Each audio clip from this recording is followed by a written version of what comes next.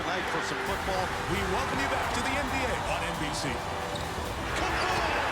A lot of stars for you on Sunday Night Football.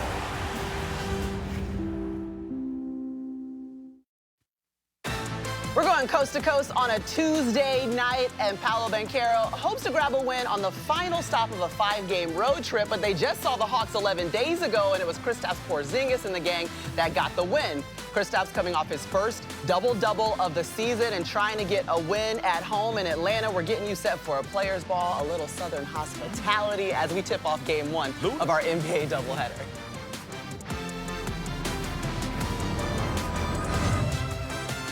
Welcome to NBA Showtime, presented by State Farm. No Trae Young, and this one dealing with an MCL sprain. We'll see if Nickeil Alexander-Walker can step up. Both of these teams, the Magic and the Hawks, sitting at 3 and 4 with a lot of opportunity in the Eastern Conference to make some noise. State Farm Arena is where we're going to join them in Atlanta, and then we're going all the way out to LA in the Intuit Dome, where OKC is sitting at 7-0, could make it 8-0, and the league's MVP is third in scoring, going against James Harden without Kawhi and Brad Beal. We break down that game in a moment, but first, welcome into the studio for NBA Showtime, and for the first time on Showtime, Brian Scalabrine joining us. I love it. Yes. Welcome to the table. Welcome to the team. I'm in the corner ready for you guys Ready to for the pass me corner the ball. three? That's what I do. Yeah, so that's the new guy. You know us, Maria Taylor, Vince Carter, Carmelo Anthony here with you. And kind of mentioned it before, but both of these teams made some offseason changes. They're trying to take advantage of a young core. But right now, the Hawks having to do it without Trae Young, dealing with an MCL sprain, will be reevaluated in 4 weeks. But an opportunity, Melo, for this team to find some cohesion without their superstar and maybe hold it together without Trae Young. Yeah, I think Atlanta have a sneaky chance to do something really good in the East. T-Man. I know, when I T-Man. look at the makeup of their team, the way that they retooled around Trae Young, the way that JJ is coming to his own, the way that KP is playing, I think the way that they're working on their chemistry, they're working on the way that they gel. Like they have an opportunity to do something. I don't know what it is in the East, but they have an opportunity to be sneaky and creep up there in the East. With Trae Young being out, this gives an opportunity for Nickeil to step up. This gives an opportunity for Dyson to step up.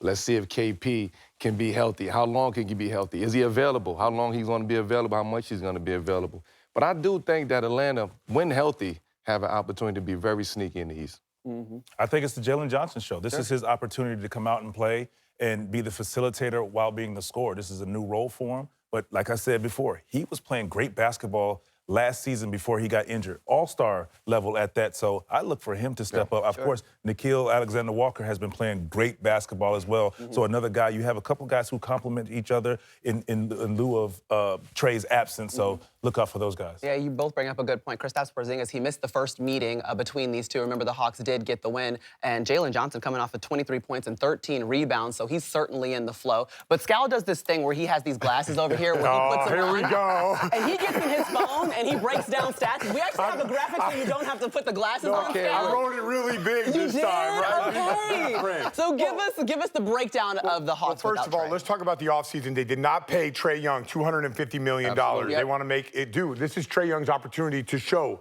listen, I'm worth the money, right?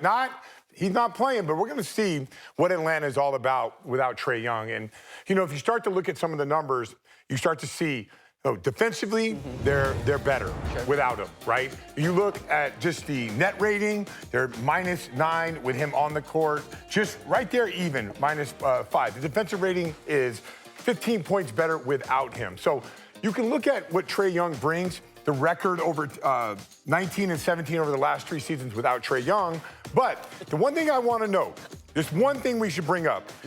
They're 30 points better net rating in the fourth quarter with Trae Young. Yes. Absolutely. So there's That's a lot his of guys that can play the first 3. And there's some other guys that it's different in the fourth quarter. So before you want to pay, there's a reason he makes or he's up for $250 million. It's because he is really good down the stretch. Taking the bow at MSG, that's what he does. So, ice tray. Yeah, ice tray. We all know. Ice tray. We all know. So before you start to say, oh, they're better, and I run the numbers, and they are, but we still got to look at the fourth quarter, and that's where Atlanta has to be better. Absolutely. Yeah, and that's where the ice tray kind of comes from, and the mentality that he brings ultimately to the court. You guys have been talking about the Eastern Conference as a whole. I mean, we've all looked up at the top. So, you know, you see Cleveland, you see the Knicks. That's where the conversation surrounds. By the way, Philly quietly having a great start to their season, leading the league in scoring. But you see where Orlando and Atlanta land. Let's talk a little bit about the Magic. And they've also made some changes. They're looking to try to find what is a spark to a season where they got those young guys rolling. So what have you seen so far, I would say, Melo, from Paolo Banchero? From Paolo alone, I see him taking on a much greater leadership role. He's stepping up into that franchise leader role. And he have help with Franz and those guys. But what he's able to do is allow the game to come to him. And I think being with Coach Jamal Mosley, I had the opportunity to work with Mosley early in his career and my career. So to see how he's developing Paolo, how he's getting him to see the game differently. Hey, trust your teammates. Hey, that guy's open. We strong. Like, Paolo was strong. I was strong. We all, we were strong going to the basket. We can take that physicality. But a lot of times it's 2, 3 guys going, coming up on the basket. Now Paolo is making that extra pass. He's finding his teammates.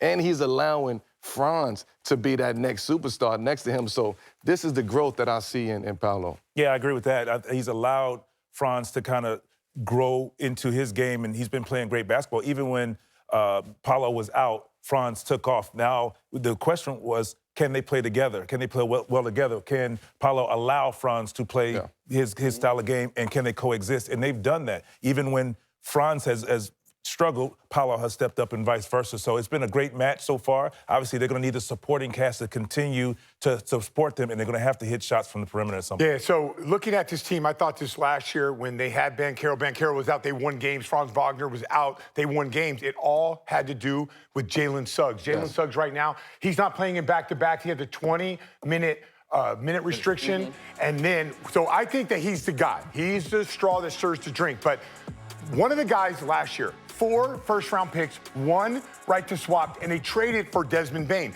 They believe that they can win the Eastern Conference. Tatum's out, Halliburton's out. So this is what they did. They go in there and they say, let's go get Desmond Bane. Well, I want to know what Desmond Bane is like with Jalen Suggs on the floor. Well, Desmond Bane has not played well, but the net rating shows they're better with Jalen Suggs on the court, and look how bad they are without him. Minus 17 without Suggs. The defensive rating is 14 points better when Suggs is on the floor with Bane than when he's not. And I always thought last year it didn't matter who played. If Jalen Suggs plays, they're good. So right now you're starting to see, like, the evolution of Jalen Suggs. Just look, we talked about his minute restriction. They're 25 points better with Jalen Suggs when he's on the floor than when he's off the floor. So all those guys, I agree with you guys. They're the star players. But for whatever reason, Jalen Suggs is a winner. Yeah, but I was going to say, Desmond Bane, just because you brought him up, I mean, listen, it's his first season with Orlando, and it takes some time to kind of adjust into that chemistry. You've been traded midseason. Like, I'm actually curious how long it takes to figure out your role and best fit for the team. Well, for somebody like Bane, they're figuring it out on the fly right now, and I think they're getting better at improving on just that continuity and getting those guys together and trying to figure it out. Bane gonna be okay. Bane has been there before. Bane has been in the big games. He know how to win. He know how to be, implement himself amongst the team. It's about how well Paolo and Franz make Bane or implement Bane into what they have going on and how quickly. Suggs is gonna do what he's gonna do. Again, he's like a connector. He's a defensive guy. He's the glue to the defense. He can do multiple things out there. But those 3 guys, Paolo, Franz, and Bane, that's who is going to lead this team and allowing Jalen to just do what he do best. Okay, well, our connector to the game is Ashley Shamadi, and she was at shoot-around a little bit earlier. Yeah, spent some time with Paolo Banchero. Take a listen. All right, Paolo, you guys wrapping up a 5-game road trip, coming into this one with back-to-back wins. What's been different, maybe just personally or for the team, in these last 2 games?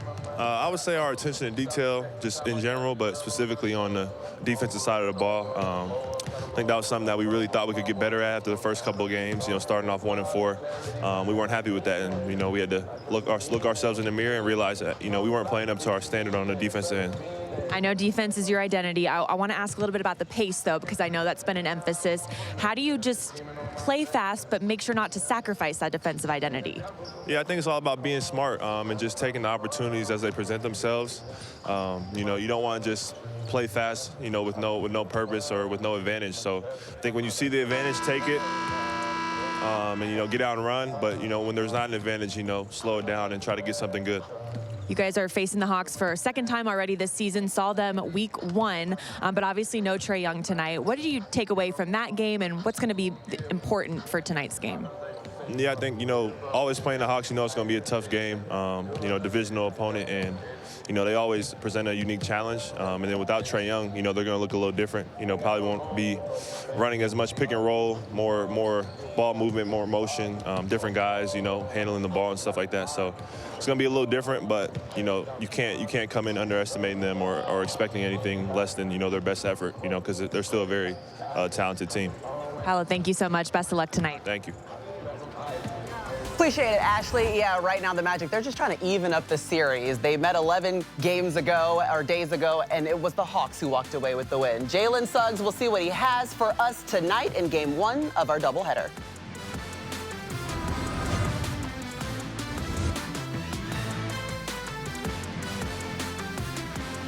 NBA Showtime is brought to you by State Farm. Like a good neighbor, State Farm is there. Pick for the Atlanta Hawks.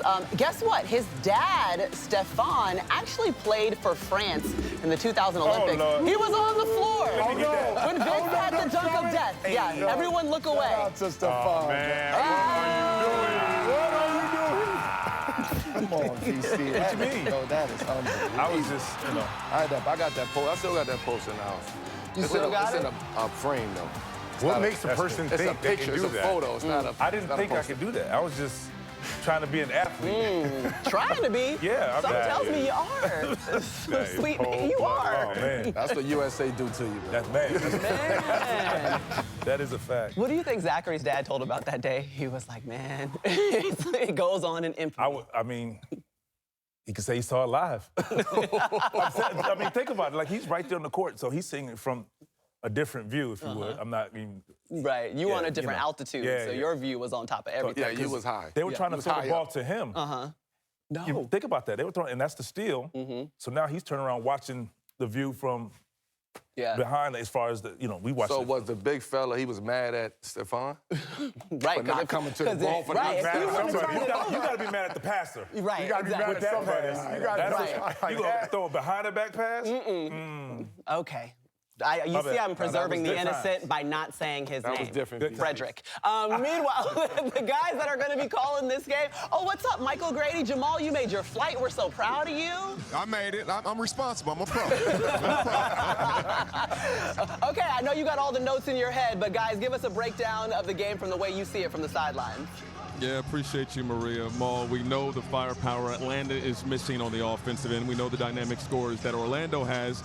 But let's talk about defense. We'll start with Atlanta. They have an electric backcourt with Nickeil Alexander-Walker and Dyson Daniels, who can apply a lot of pressure. Seems like they're still just scratching the surface as to what they can be on the defensive end. They are just scratching the surface. Right now, Atlanta is 15th in defensive rating, but those two guys have to be exceptional, and they have been, but you got to up it another level because they're going to need their defense to create offense with no Trae Young, but those guys take the challenge. They're two guys that if you're an offensive player, you want to stay away from, so they'll need tonight to take it to another level. As for Orlando, they've been holding themselves accountable on the defensive side of the ball. Got off to a slow start. They've looked much better in their last 2 ball games. And the wins have followed those 2 defensive performances. Coach said coming into it, they're a defensive team first. So if they can get stops and get out and run, everybody touches the ball. They can't just key in on Paolo or Franz. That's when they're at their best. They've done it the last 2 games, and now they're making that jump. How about this? In a league where teams are routinely averaging around 120 points, we're starting off talking about defense. He's talking to me about defense. Defense. I don't play no D. Maria. Come on now. Maria. All right, thanks, guys. Jamal did say he has not seen Jeezy yet, but guess what? I think Boosie's there, so you got one. You got one. Appreciate one, you just guys. one, just Yeah, one. enjoy the game. The Peacock Scorecard is a fresh way to get into the action. It's like fantasy sports meets bingo. You're going to choose your card, then track your picks in real time. Get your card locked in now on Peacock TV or the Peacock mobile app. All right, we told you that we also have a nightcap, Oklahoma City. They're going to be taking on the Clippers. And how about OKC? It's the third team ever to start 7-0 in back-to-back seasons, along with the Celtics in the 60s and the Rockets in the mid-90s. And both of those teams went on to win titles in both of their 7-0 seasons. So let's just start with Oklahoma City and what we've seen so far. Their leader, Shea, is rolling. I mean, they're dealing with injuries. J-Dub has yet to set foot on the court, and they're 7-0. Talk to me, Vince. First in defensive rating, third in opponents' points per game, sixth in points per game for themselves, fourth in rebounds, and second in turnovers. And they said they're better than they were last year. That's scary. Yeah. But a team that's 7-0 and their second best player is not there. So the system works. Everybody's buying in. And that says a lot about a young team, first and foremost, that can come in and buy into the system. When you know you come into OKC, you're going to buy in, you're going to win, you go do your job, and good things can happen. And they're doing it on both sides of the ball, following their leader in SGA. Good news, Chet Holmgren, he's not on the injury report. He's been dealing with some back soreness. Okay, so that's a freight train that's coming your way right into the Intuit Dome. And by the way, Kawhi Leonard not playing, dealing with the ankle. Brad Beal also out. We talk about it a lot, Melo, but the health of this Clippers team is going to determine how they do in the postseason. And we're already seeing some of the fragility. I don't even know what I'm going to call it. And trying to protect, the rest of chilling. Yeah. They're chilling. No, I just think, we talk about the low management. I think the Clippers is in this situation, has always been in this situation where it's not about the talent that's out there on the court. It's about how they can come together. It's about when they come together. I don't care if Kawhi sits out. We all know his situation. Sure. Brad, we know that they earned that. The Clippers want to be ready and hit their peak in March, April, and May. And they want to be ready. And they don't care about what seed they have because they are at a situation where we don't mind being at any other seed. We want to play. We don't mind playing against whoever that's in front of us. Lace them up. We're going to lace them up, and we feel like we have a shot at that. The problem with that is the Western Conference is the gauntlet. Like if they load manage too many games, they'll be in the play-in because there's so many good teams in the West. Another thing, last year I've watched them play. I thought there were 6 guys on defense. Now they're just an average defensive team. Last year, 3rd in the NBA in defense. This year, so far, a small sample size, 17th. So it's cool. Kawhi Leonard can sit out, but eventually they got to guard because that's their identity. No, I'm with you. That's what I said. It's a slippery slope when you're going to take that chance. Yes, health is most important, but like I said, it's one chance in the play-in tournament. You can lose and you're done. So I mean, they have to find the balance.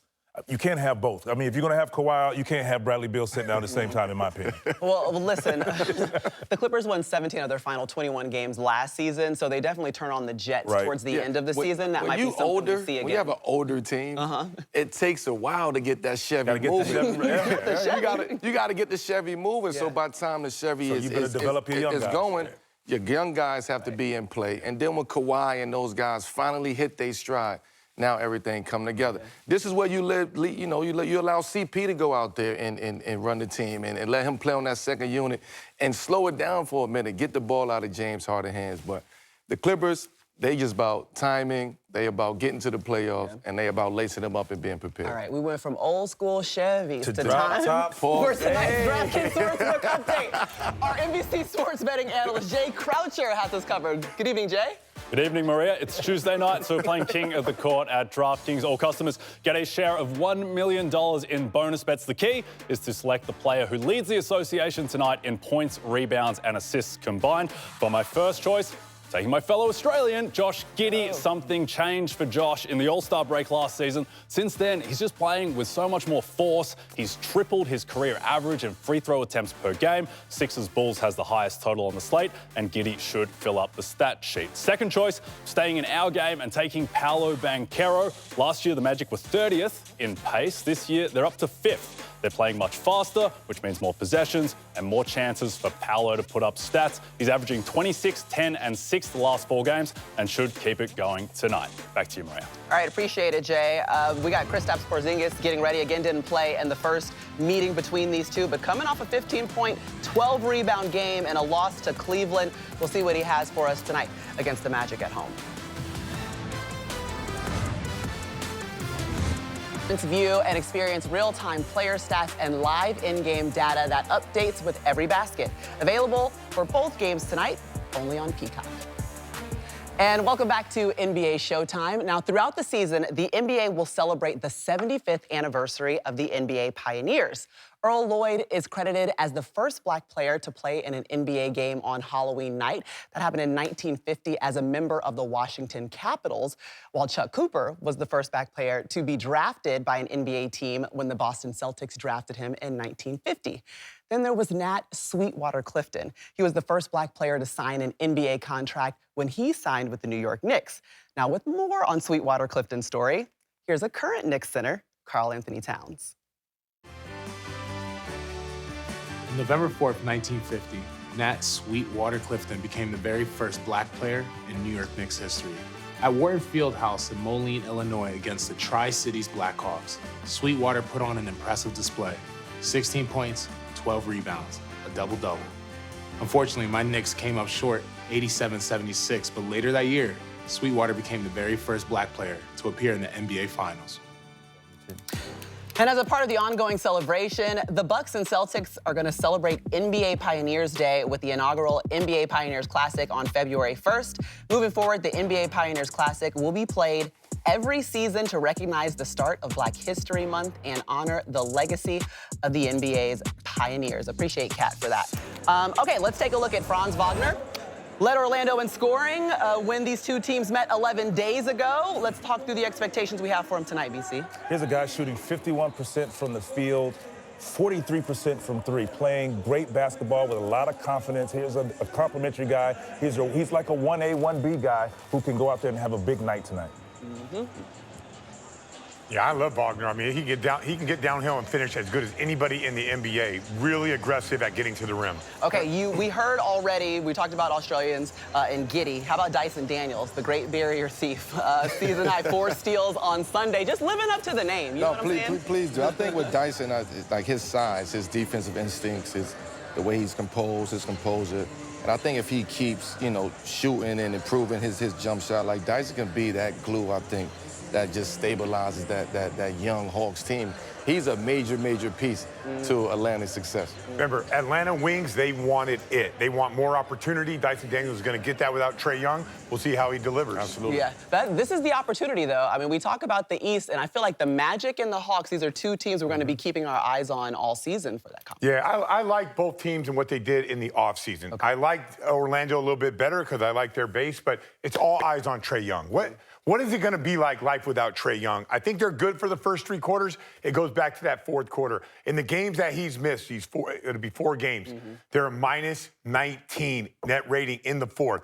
They got to answer some calls, and it goes probably to Nickeil Alexander-Walker leading that team, especially in the fourth. And I also called Jalen Johnson as well. I think he's a guy who can now take over in a game, in a quarter like that. So you have to have that confidence, and it takes a special guy, and he's learning how to be a closer. Well, Nickeil is another glue guy over there who brings that depth, who brings shooting, who brings some excitement to the game. I love the way that he pressures the ball and what he does in that front court. Nickeil is special, man, and I think he has an opportunity to really bring something special to this Atlanta Hawks team. So let's see if he gets that done tonight. But. Right. Yeah, in his 7th season, his first with the Hawks. Just one of the cousins you're going to see today, by the way, because Shai Gilgeous-Alexander is the other cousin. You're not going to see Team It's a family night. Where's your cousin? It's a family night. Where you at, cousin? Get your cousin to show up on the show. All right, we're going to get you set for the first half. You get the Magic and you get the Hawks. You're going to see Jamal, Michael, and Ashley after this.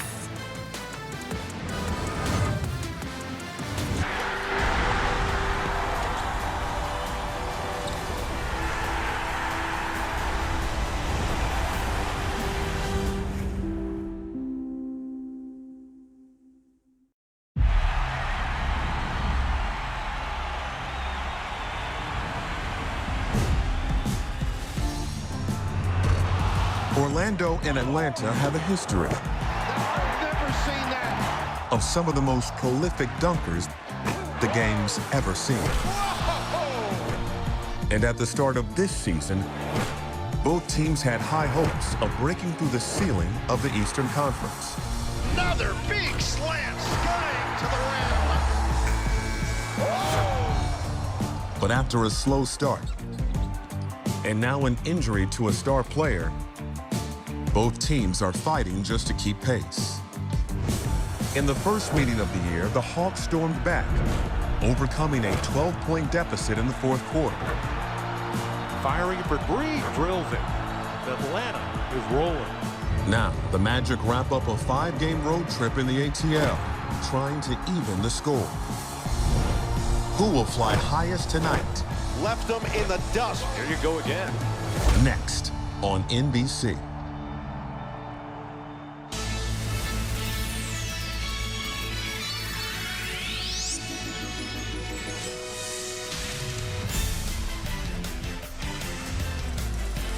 This is the NBA on NBC.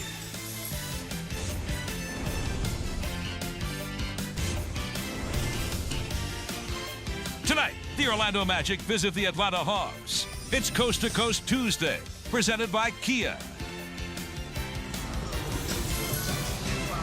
Yeah, we welcome you into the ATL. Jalen Johnson, bright young star in this league. Hope he stays healthy this season. A lot of meat on those bones for Jalen Johnson. Paolo Banchero, we know what he can do. We know he's a young star in this league as well. And we're looking forward to this matchup. Atlanta taking on Orlando. We welcome you inside State Farm Arena alongside a certified bucket getter. Come on, Jamal Crawford, Ashley Shambady joins us as well. We appreciate you joining us at this tonight as well. Orlando, Atlanta. Two teams came in with very high expectations, off to a little bit of a slow start. Let's start with Atlanta. No Trae Young for the Hawks. How do they stay afloat without him? Well, it starts with defense. If they can get defensive stops and get in transition, advance the ball up, get easy baskets, I think that's when they're at their best. Obviously, you're going to need Dyson Daniels. You're going to need Jalen Johnson, Nickeil Alexander-Walker to all up their game as well. And I'm looking at Luke Kennard as well. I think he could be a double-digit guy off the bench. But the ball has to be the star for them. They have to move it around. Everybody has to touch it. It gives energy, and I think that's when they're at their best. As for Orlando, they are 3-4 coming into this matchup. And I mentioned Paolo Banchero at the top. He alongside Franz Wagner, an underrated 1-2 punch in this league. Underrated 1-2 punch. Paolo Banchero, only 10 guys in playoff history have scored as many points in their first 12 games. And by the way, those 10 are either in the Hall of Fame or going, so we see his trajectory. But him and Franz together are just unbelievable. Both average around 23 points. Both average multiple assists, so they're playmakers as well. When those guys are eating first, they allow everybody else to eat, and I think that's when Orlando's at their best. Should be a solid matchup between these two Southeast Division rivals. If you don't know what it's like catching the pregame festivities here in Atlanta, you're about to find out on the other side of this timeout. Nickeil Alexander-Walker, Dyson Daniels, dynamic backcourt. As for Orlando, Desmond Bane in his first year with the Magic, and Franz Wagner. Everything coming up next on NBC. It's DraftKings King of the Court.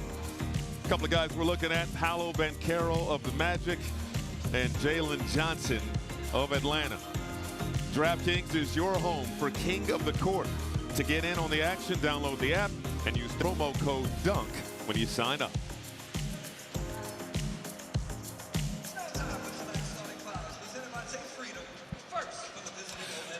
Time now to meet the starting lineup for the visiting Orlando Magic.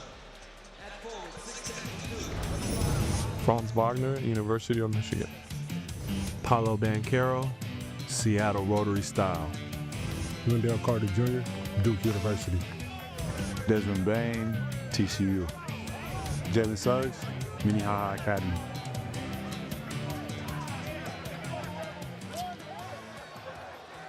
Well, Jamal Mosley is in there somewhere.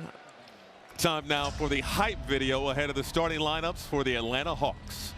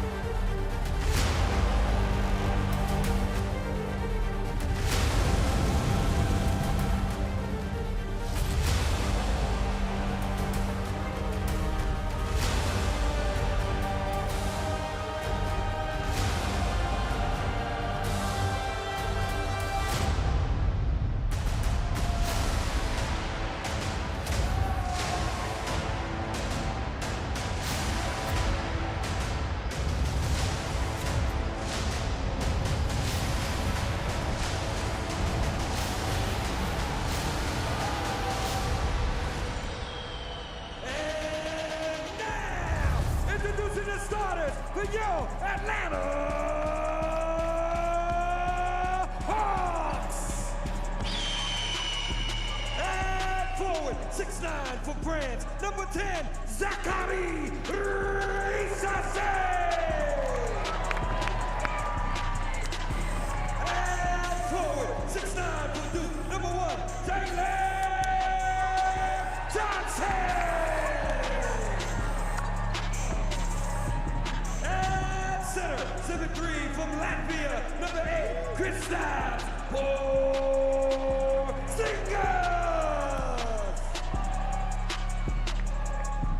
And guard, 6'7" from Australia, number 5, Dyson Daniels. And at guard, 6'5" from Canada, number 7, Nickeil Alexander Walker. The head coach for the Atlanta Hawks is Quinn Snyder. Hawks fans, this is the ATL. Make some noise for your Atlanta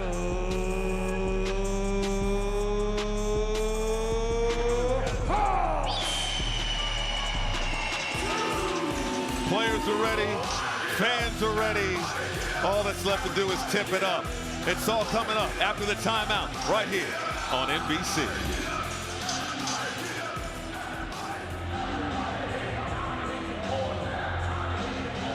Time for the Hawks to highlight factory. Time for you to move now. Time for you to jump now. Show me your spirit, represent for your team. Show them how we do it. Do it. Maybe a slam or a shoot of a three. Time to get up and show your team. Tonight's starting fives were presented by Chase Freedom. Get up, everybody get up. Everybody get up. Everybody get up. Everybody get up. Everybody get up. Everybody get up. Everybody get up. We some headbutt. We'll knock a hater out. We some headbutt. We some headbutt. We some headbutt. We'll knock a hater out. We some headbutt. We some headbutt. We some headbutt. We'll knock a hater out. We some headbutt. We some headbutt.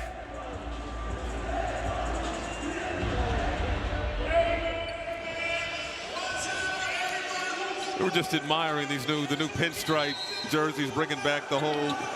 You call Penny Hardaway throwbacks. I wore that number 1 Orlando's going to be wearing Yeah, I regularly. wore number 1 because of Penny. Mike, I mean, I know those jerseys. We got Wendell Carter Jr. on the center circle. He'll jump it up against Kristaps Porzingis. First year with the Hawks. This is the second meeting already this season between these two teams.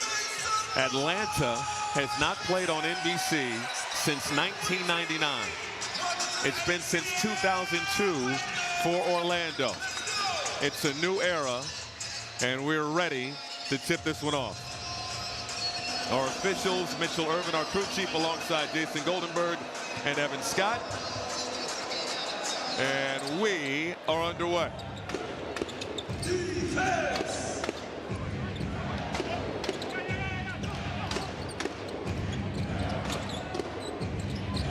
Orlando getting first crack on the offensive end. This is Desmond Bane in his first season with Orlando. Nearly stripped by Alexander Walker. This is Carter, got caught in the air, will drive baseline and lay it up and in. That looked illegal, but he found a way to get to the cup. I would have called it on the playground, but he definitely took advantage right there. Carter to the basket. First possession for the Hawks again. No Trae Young for the better part of a month, and there is second-year pro Zaccharie Rissasse from downtown.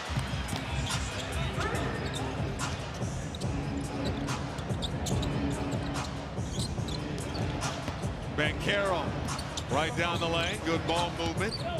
Bane driving and tried to find Banchero is batted out of bounds. It will be Orlando ball with 6 on the shot clock. Watch Carter right here.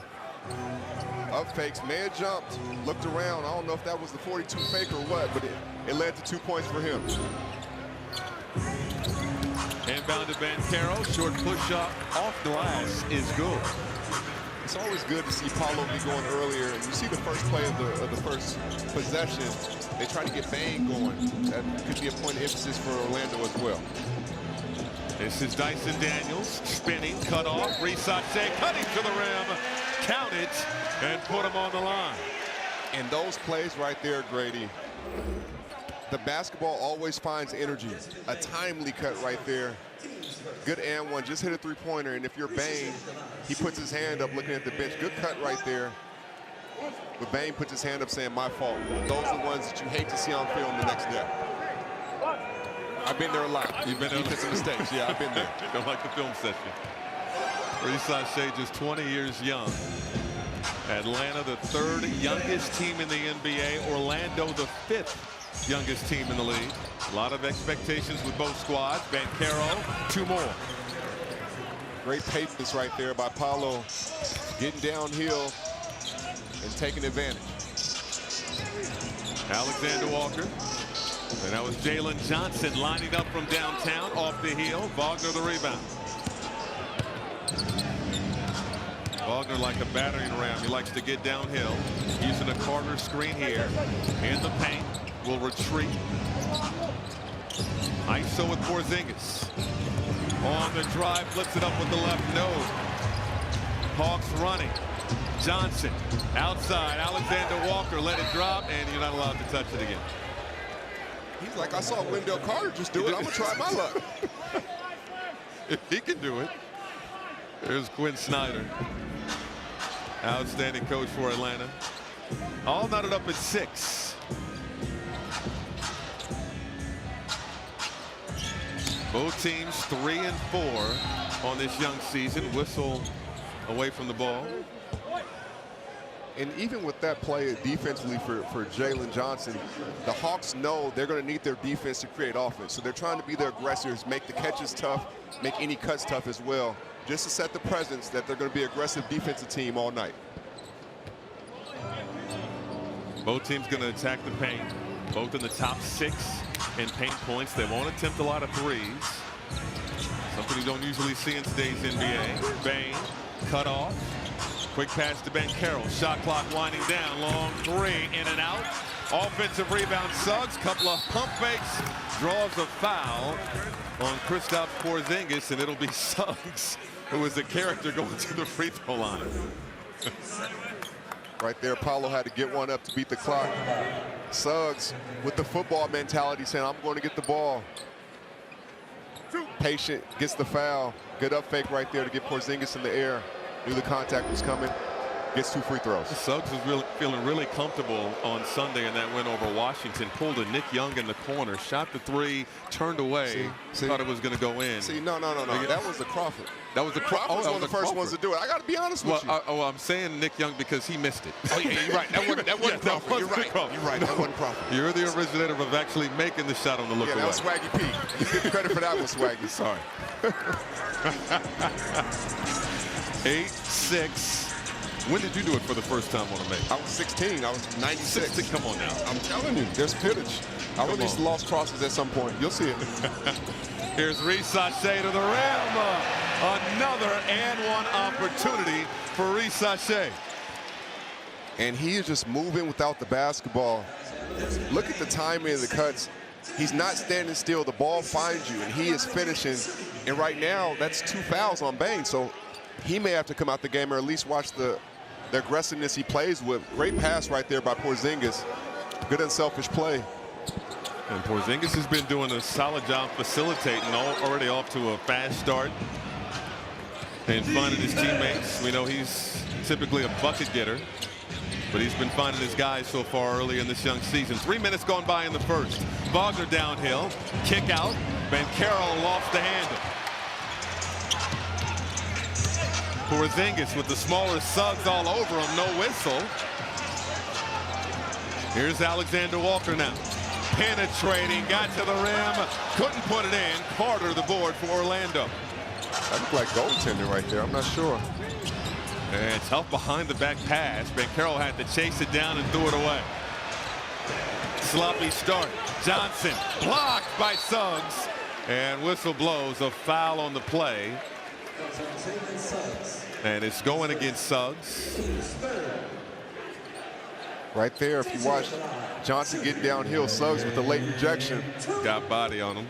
Got some body for sure. And this is one right here. Looked like it was, ooh, yeah. Yeah, it absolutely was impeded. But you see the Hawks right now, they're getting stops, they're getting in transition. They know that's going to have to be another player for them. They're going to have to get in transition, get easy buckets, so it takes pressure off any one guy trying to replace Trae Young because nobody can. We're talking about Jalen Johnson at the free throw line in the open. You talked about how it's going to be a collective effort for Atlanta without Trae Young, but Johnson is a guy with so much potential. So much potential, so much talent. It's like he's figuring out the NBA game that he can impose his will scoring every single night. Three-point advantage for Atlanta inside. Carter can't hit. Johnson with the board. He'll push the tempo himself. Johnson throwing it up. Reese couldn't finish the play, but got it back and put it in. Reese off to a blistering start. He's in double figures with 11 already. It's Atlanta 13, Orlando 8, early first. So Reese putting Atlanta on his back early in this ball game. 11 points, 3 of 4 on 2-point shots. He's knocked down his only 3. The rest of the team 0 for 2 early going. And he's doing it off of the framework of the team. And that's why he's successful, and that's why he's shooting a high percentage. Nothing's forced right now. Atlanta with 3 assists on their 4 field goals, and we have an offensive foul. We're going the other way. It's on Banchero. But it's an offensive foul because Atlanta's establishing they're going to be up in your face on defense every single possession. That's how they have to get some easy baskets. Substitution for Orlando, Tristan Da Silva and Anthony Black in the ball game for the Magic. Porzingis, baseline J won't go. Rebound Banchero. Banchero, hard drive, kick out, extra pass. Wagner straight on. He'll penetrate. Stop, turn around, find Da Silva with the finish. And that was one of those timely cuts that we've been seeing. Da Silva fresh off the bench, playing off his stars, getting an easy basket. Second year out of Colorado. Alexander Walker. Now it's Dyson Daniels on the drive, nearly stripped. Toss out, extra pass. Johnson in the corner. Swish. Good ball movement. Johnson just now 3 for 14 from downtown on the season after that make. This is Duke on Duke, outside to Wagner. Wagner, the step through, can't put it in, tipped it up and off. Carter nearly had the board, battle on the floor. Carter comes out of there with it. Black now kicks it up top to Banchero. He'll take the 3, and it won't go down.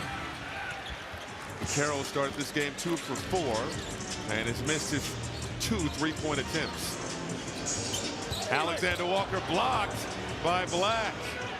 Banchero off to the races. Downhill, Banchero with the flush.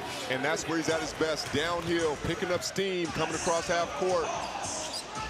Nice finish right there by Paolo. He's not someone you want to step in front of on the I'm break. not stepping in front of him. Even when he was 15, I wasn't stepping in front of him. He's a big kid, man. A foul inside. Watch the block right here. Black is beat, but doesn't give up on the play. Alexander Walker lost placement, and then Paolo getting downhill, one-on-one. Say it with your chest, Paolo. Finishing with authority. Goga Batadze in the game for Orlando. And substitutions for Atlanta. Luke Kennard, Mo Gay, and Onyeka Okongwu out there for the Hawks. And another whistle. Tristan Da Silva is going to pick up the foul here. Orlando started the season 1-4. They've won their last couple of games. Atlanta started 1-3. And they're now up to 3-4 on the season. When you're talking about 2 young squads and the level of expectations that they had coming into this season, it's not an easy thing to navigate. Not at all, but when you have superstar players on the Atlanta side, Trae Young, expectations is going to follow them, right? And on the other side of Orlando, with Paolo and Franz and having success last year, everybody naturally thinks, okay, we're ready to take the next step. What's the process, especially when you bring in a Desmond Bane, a Tyus Jones, guys like that? You have younger players like Anthony Black that you expect to bring a certain thing to the table. So it's going to be a process. Both teams are fighting to figure it out right now, but at least they got a couple wins early and trying to figure it out. Atlanta was knocked out in the play-in a season ago. Meanwhile, Orlando lost in the first round at Boston. Here's Banchero, defended by Mogay. Nice pass. De Silva over to Batase, and it's snatched out of there by Okongwu. Fourth turnover of the ball game. And that one slapped out of bounds. It will stay there with Atlanta. You can look at Atlanta's defensive effort and see they got the message. Coach Snyder harped on, we have to get stops, we have to get in transition. When they get stops, they're pushing it every single opportunity. They had a shoot-around today that felt more like a practice. Yes. They're not messing around with the preparation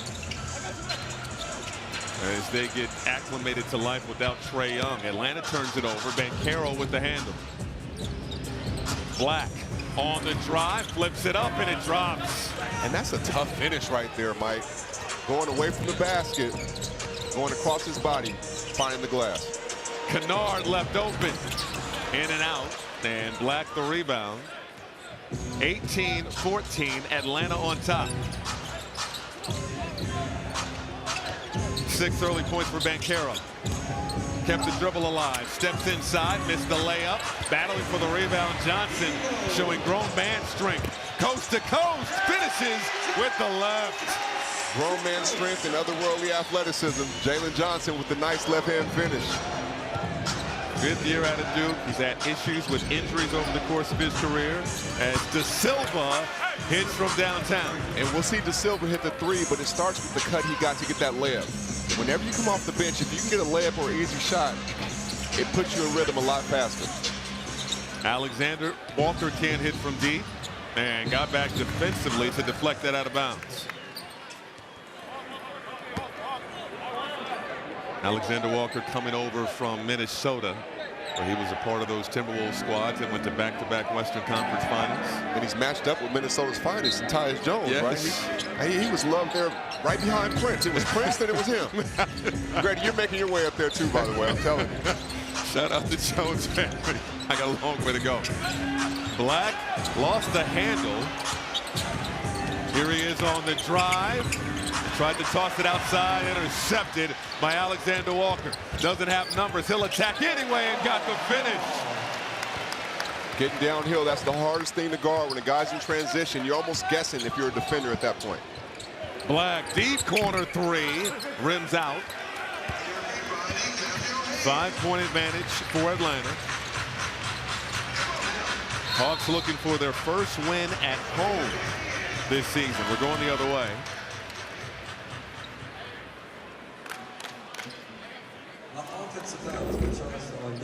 You see Jalen Johnson right there. Being strong, ripping the ball out, then getting downhill. He was looking the other way when he took off. That's the otherworldly athleticism that these pros possess. That was just an unbelievable grip and an unbelievable finish. Johnson takes a seat, 7 points in the early going. Jones barking out instructions. This is Black, tossing it up, Batase with the flush.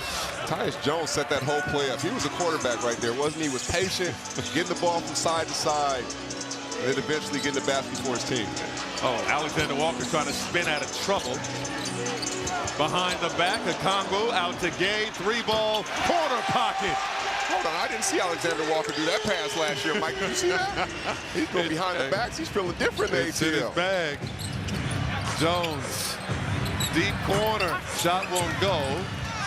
From Jonathan Isaac on the floor now for Orlando. Nickeil Alexander-Walker, affectionately called Nas, setting up Okongwu off the heel. Under 3 minutes to go in the first.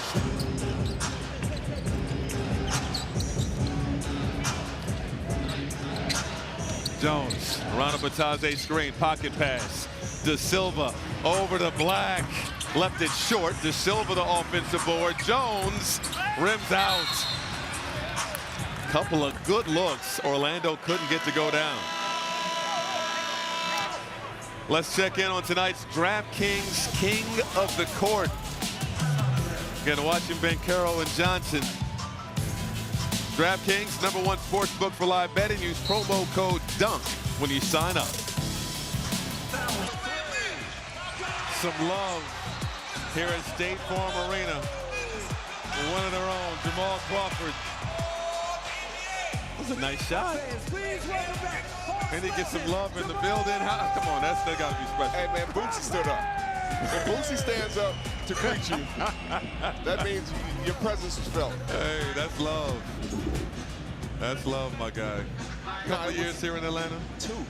Yep. And it was unbelievable because this is where my career took a turn. And I was a starter, and I finally came to a really good team, and I came off the bench. I'd never been a 6th man, and the city embraced me. And when they embraced me, it almost empowered me. And I tried to be as best as I could for them. I tried to leave it on the court every single night, and hopefully brought a memory or two to them. A lot of appreciation here. A lot of appreciation here. 26-19 is our score, approaching 2:30 to go in the opening quarter. Y'all had a squad, too, in Atlanta. Oh, it was exciting, too. Come on now. Yeah, and I was as hot as Gucci in the city as well. Jones with the pocket pass to Carter. Outside, Isaac. After the fly-by, Isaac to the rim. And right now, Orlando is 8 for 13 in the paint. Only 1 for 7 from 3. That's been good to them. They have to continue to attack the basket. Isaac, one of those guys that's had injuries plague him over the course of his career, but a dynamic player when healthy. Daniels, beautiful spin, and the finish. And it was a setup by Daniels. He went slow to quick, changed his pace, put the defender to sleep, and got the basket. Carter wants 3, too strong. Daniels the rebound. It's Atlanta 28, Orlando 21. Daniels nowhere to go, dumps it off to Mo Gay. Gay has to give it up. In the corner, fires, can't hit. And here comes Black the other way, over to Wagner. Down the lane, and he is fouled hard by Mo Gay, and Wagner will go to the free throw line. Watch Dyson Daniels right here, just really aggressive. Got a matchup he likes, it's the pace. He puts him to sleep, crossover to the spin move. Nice floater. And then right here, Franz trying to get downhill, get himself an easy one to get to the free throw line and get going.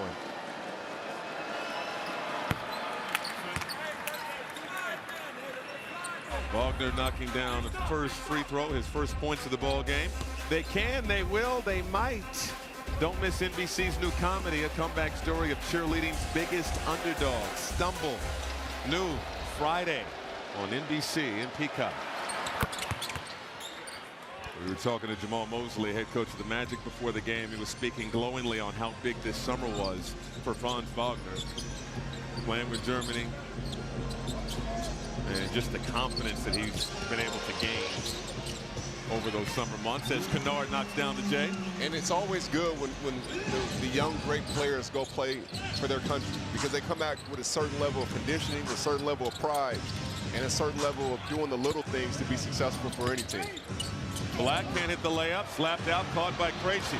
Krejci, one man to beat, throws it down. Beat Krejci hitting the turbo button. And look at him picking up full court. That's what Coach Snyder wants. He wants you to pick up full court, wear down. They're establishing themselves defensively, and that's what's getting them those easy baskets. A 9-point advantage for the Hawks. Wagner from downtown left it short. He's been a better shooter from deep this season. Black outside to Jones. Shot clock winding down on Black. Using the Carter screen. Skip pass. Isaac in the corner long, and that's a shot clock violation. 6th turnover of the quarter for Orlando.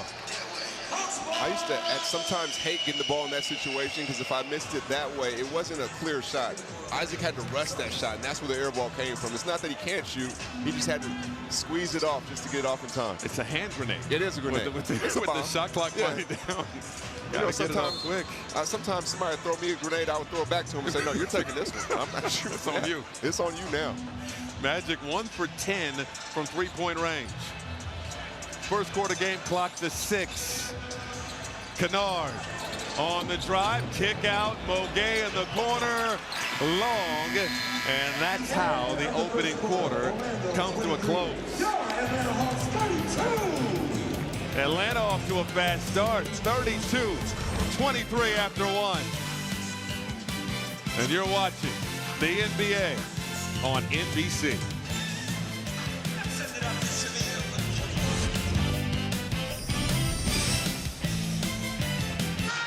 9-point advantage for Atlanta as we get set to start the second quarter. Michael Grady, Jamal Crawford, and let's welcome in the third member of our team, Ashley Shamady. Well, guys, you have been talking about it all this first quarter. With the new additions to the team, the injury to Trae Young, the Hawks have used multiple starting lineups through their first 7 games. They're just trying to figure out what works, and honestly, right now, it's Ricochet and Jalen Johnson. But I spoke with Hawks head coach Quinn Snyder. He said, honestly, I'm more focused on how we finish the game and who we finish with versus how we start the game. But he said, obviously, we have to figure out how to score without Trae. He said, maybe instead of playing the pick and roll, we need to play more get action. He said we need guys to expand their role. He wants guys like Nikhil to lead more, Okongwu to play more and be more of a playmaker. And he said, it's crazy, this is how he finished it, how one player can really change everything. So they're just trying to figure it out still, one game at a time, guys. Ricochet got off to a fast start in the first quarter, Ashley, for Atlanta. 11 points to lead all scores. And Trae Young is, with his high usage rate, makes everything go for Atlanta. You understand they have to change quite a bit as Wallace can't hit from deep, got its own rebound. Here's Ricochet, left it short. Daniels getting up for the board, stripped by Bane. In the corner, Tyus Jones left it short, and Wallace the rebound. He's the brother of Cason Wallace, won a championship with OKC last season. Inside Okongwu, he was held inside by Jalen Suggs, who does not like the call. Even that play right there, that's good recognition, though, because that's a Trae Young play. If he sees it as a mismatch, we're going to go through that mismatch. Right there, good read, and Suggs was in a bad position where he had to take the foul. But if you're watching Coach Snyder as well, he's encouraging them, just go. They're almost like they're on the playground right now. Like they want to play as fast and as free as possible. To avoid some of this pressure, Orlando will put on you in the backcourt. Daniels leaves it for Wallace. Nice hezzy kick out. Ricochet open in the corner for a long 2. And Coach Snyder pointed at Wallace for getting that play and making something out of nothing. Way to break down the defense and touch the paint. Wagner bounces out, and ricochets over to Wallace. Kennard doesn't have numbers, going to spin off of Jones. Nice move, and he'll give it over to Porzingis, who's bumped. And he'll go to the line to shoot 2. Right here, getting downhill. Porzingis knew the contact was coming. And there's Wallace right there touching the paint. And then Ricochet for the 3. He started with good energy, and the whole bench on the side had their hands up. They know when good basketball happens, it's good for everybody. Both of these teams have been road warriors so far this season. This is Atlanta's first game back at home after a 4-game road trip. Meanwhile, Orlando, this is the final game of a 5-game road trip. We're in early November. They've already matched their longest road trip of the season. And they always say the last game of a trip and the first game back home are the toughest ones, right? Because the mind's there trying to get back before the games happen. And then when you get there, you just have a tendency to relax a little bit. So from a coaching standpoint, it's a little bit of a challenge to get the guys to lock in before they return home. Slow start for Orlando, trailing by 13. Bane on the drive, no. And Atlanta comes out of there with the board. Orlando shooting just 32% in the early going and 1 for 12 from downtown. Daniels trying to get by Carter, kicks it out to Wallace. Porzingis. Oh, he got Wagner to go down. Bucket and the foul. The Unicorn with an and one opportunity. That's just talent right there, right? Like, he was patient. The song was speeding up. I thought it was going to speed him up. He had the patience, though, to get the one leg, almost Dirk Nowitzki shot, and then he gives the wink afterwards. Porzingis being this aggressive, yet being this unselfish, is a hub they'll have to lean on while Trae Young is out. Has the nickname adjusted? Because, you know, a 7'2" guy coming in the league, knocking down threes the way that he did in his early days playing with New York, you know, the Unicorn nickname was appropriate, but they got Wemby. Yeah, well, he's from another planet. Yeah, he's from somewhere else. He's not from here. When I was working out with him, I had to make sure he was still real. He's from somewhere totally different. Like, that guy is from another planet. But to see somebody like Porzingis have this kind of skill and this kind of success and this kind of shooting ability is just unbelievable. Yes. 39-23. And that's a bad pass inside by Bane. Another turnover for Orlando. Their 7th of the ball game. Daniels spinning, floats it up, and it rolls through. It's all Atlanta. 41-23. Jamal Mosley is not pleased. We got to sit down and guard on the defensive end. There's no other way to put it. I could sit here and tell you a whole bunch of things that happened throughout the game, the rotations, this. We got to guard. You got to take some pride on defense. Quote book brought to you by Liberty Mutual Insurance. As you see the defensive numbers for Orlando, first 5 games, opponent points per game, not good, nearly 123 per contest. Last 2, been much better. It's a little over 100 points per game, but it seems, Jamal, that they're reverting back to their old ways. They absolutely are, and right now they only have 4 fast break points because they're not getting any stops. Orlando's shooting almost 52% and only 6 assists, which means they're getting stops and attacking downhill. I think Orlando needs to take a page out of that book to get some easier baskets. This Atlanta defense has been good. Suggs gets free inside, couple of head fakes, finishes southpaw. Patience. Good cut, good back door. With patience for the finish. Resache in the corner. Not good spacing here. Resache will give it up to Wallace. Back to Resache. A no-dip 3 goes in and out. Bang.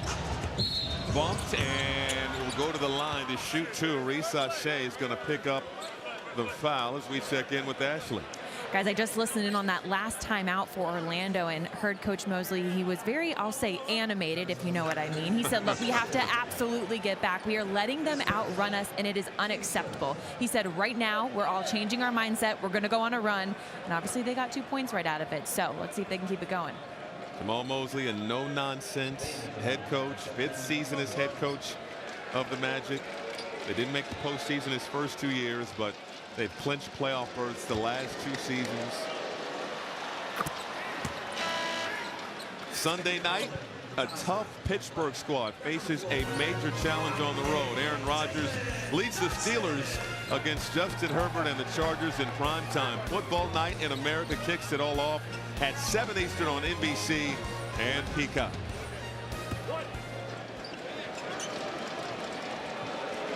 If you're Orlando here, you're just saying, you know what, let's get it by single digits by halftime. And if you're above that, great. This is a moment of truth where Atlanta's thinking, okay, we're up 14, let's get that to 20.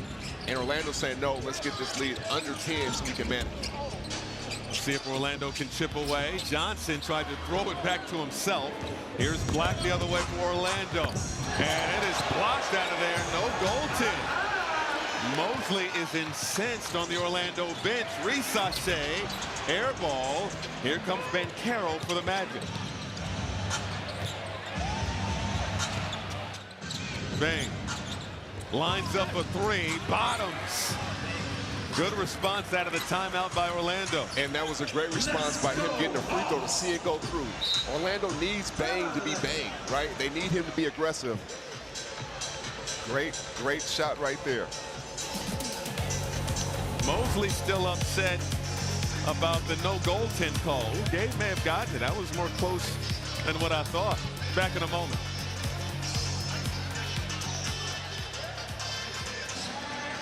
Kind of a vertigo-inducing start to this second quarter. Atlanta started with a 9-0 run, and then Orlando responds with 7 unanswered. 41-30, Atlanta on top. Johnson spinning, Batadze goes down, and they'll wave it off. Foul on the floor. And it's going against Paolo Banchero. That's going to be his second foul. Look at Orlando, we were talking during the break. You see it often where a team lets their offensive struggles and not being able to put the ball in the hoop impact the intensity that they have on the defensive end. Especially a young team, right? These are 2 of the top 5 youngest teams in the league. That's Kennard. They forced a turnover here, a 5-second violation on the Hawks. Yes, and then on the other end right now, if I'm Orlando, I'm looking for Desmond Bane. He just scored 5 straight points. He's been struggling a little bit to start the season. I will look for him to get him an easy touch or some type of shot. And Gay with the bump on Banchero. He just picked up his second foul. We had mentioned this earlier. Even though these teams come in with high expectations, they are still 2 of the youngest teams in the association.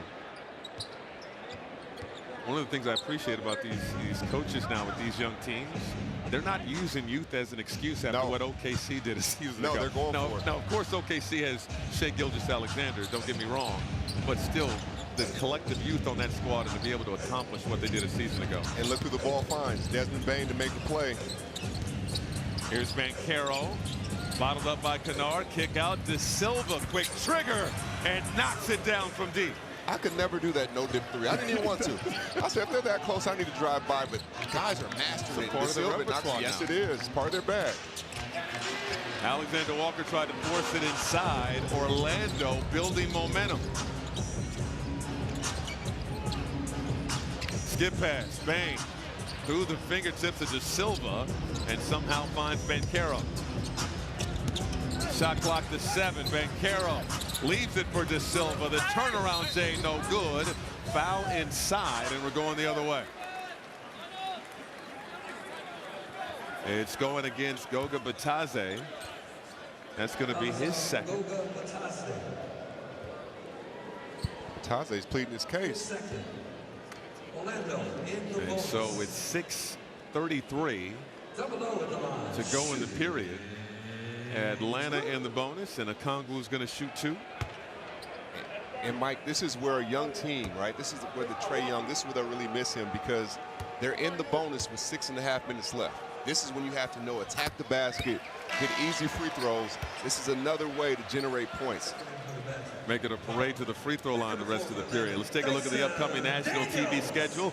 ESPN tomorrow night, Minnesota and New York at the Garden, followed by Spurs Lakers, NBA TV Thursday, Clippers Suns, and then on Prime Video Friday, Houston, San Antonio, followed by Golden State and Denver. For more on these games, go to NBA.com or visit the NBA app. Lead back to double figures for Atlanta. 6 points, a couple of assists for Banchero. Bane straight on 3, yes. Didn't we talk it up? You have to find Bane. He's in rhythm now. When a scorer gets an easy basket, he becomes a bigger scorer and a threat. And every time Banchero and Bane have been in action, something good's happened. He's 2 for 2 from deep, and there's Dyson Daniels with the answer. And that's a welcome sight for the Hawks. You want Daniels, most improved player last year. You want him to keep improving. With no Trae Young, you need him to be aggressive. Banchero right down Peachtree, bucket, and the foul. And he says every time, Paolo says, when I get downhill, something good's going to happen. Kicked out his legs, switched his hands, and watch the playmaking right there by Paolo, knocking it down with Bane. Bane is in rhythm right now. He's hit 2 threes, a couple free throws, 8 points in this set. Being aggressive, being the Desmond Bane they thought they were getting when he came over. Banchero, one of the league leaders in free throw attempts per game, nearly 10 attempts a night as he misses the and one opportunity. Midway through this second quarter.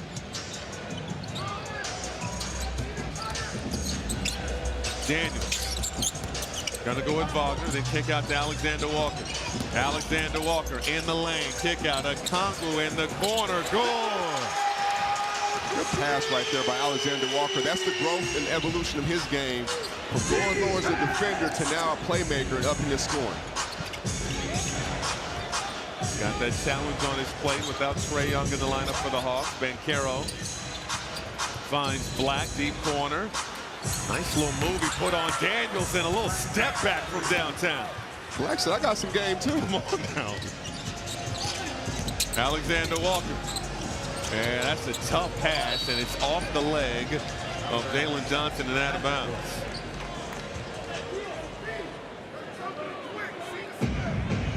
(49-41). Orlando slowly but surely building momentum. And they're simplified the game. They're just running a pick and roll with Paolo and Bane, getting a mismatch. Couple of nice crossovers. Tough fadeaway won't go. Offensive board, Wagner. Black is lonely. Can't hit the three. Another offensive board. Wagner the lay-in. Wagner is just a winner. He made a great pass to the corner, got an offensive rebound finish. He's doing whatever it takes, and that's when you play in the big games, when you play in the Olympics, and you play for your country, that translate to winning basketball. Watch right here. He made that pass, gets the offensive rebound, gets a finish, and it's been a struggle for him early, but we know he can get a rhythm. Started the game 0 for 5 before that make. Free throws now for Nickeil Alexander-Walker, cousin of Shai Gilgeous-Alexander. And Mike, I know right now the Hawks just hit their last 2 3-pointers, but these are their first set of free throws since the 6.5-minute mark, right? So they have to take advantage of those points as well, because you want to be at least a +10 going into halftime for your own psyche. You don't want to feel like Orlando walked you down. Leaving free change on the floor. One more free throw for Alexander Walker, in and out. A 7-point advantage for the Hawks. Bang. Down the lane, through the fingertips of Banchero, chasing it down.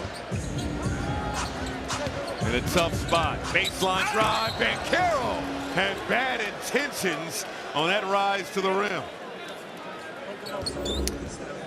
Paolo looked like he was stuck in the corner, used the footwork to get out of there, and turn that into 2 free throws.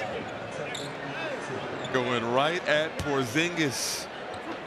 The best way to go at a shot blocker is to go right at him. You can't play with it. You got to try to go through him. Paolo's rewarded from the free throw line.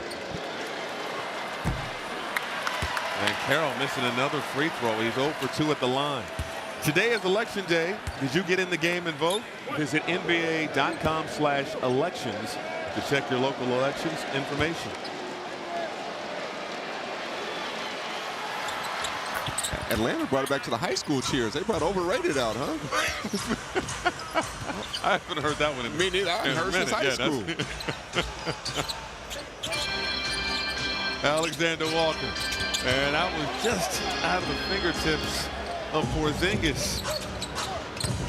Magic looking for points off the turnover, and another foul.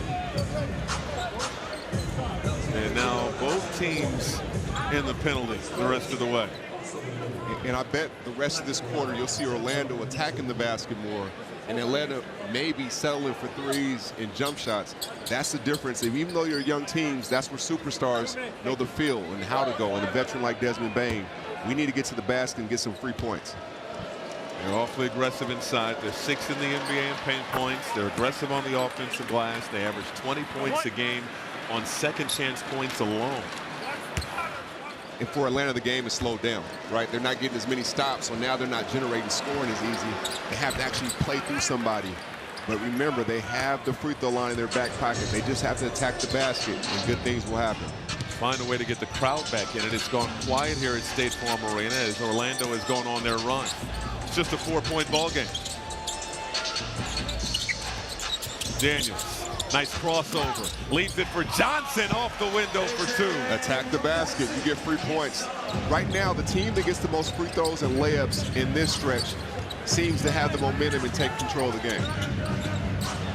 Banchero tried to find Carter inside. It's been a quiet game so far for Wendell Carter.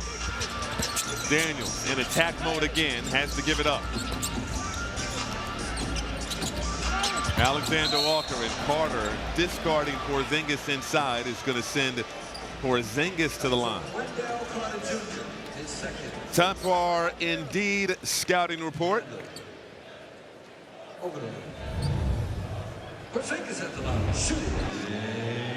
You're talking about pain points, and both these teams like to battle inside.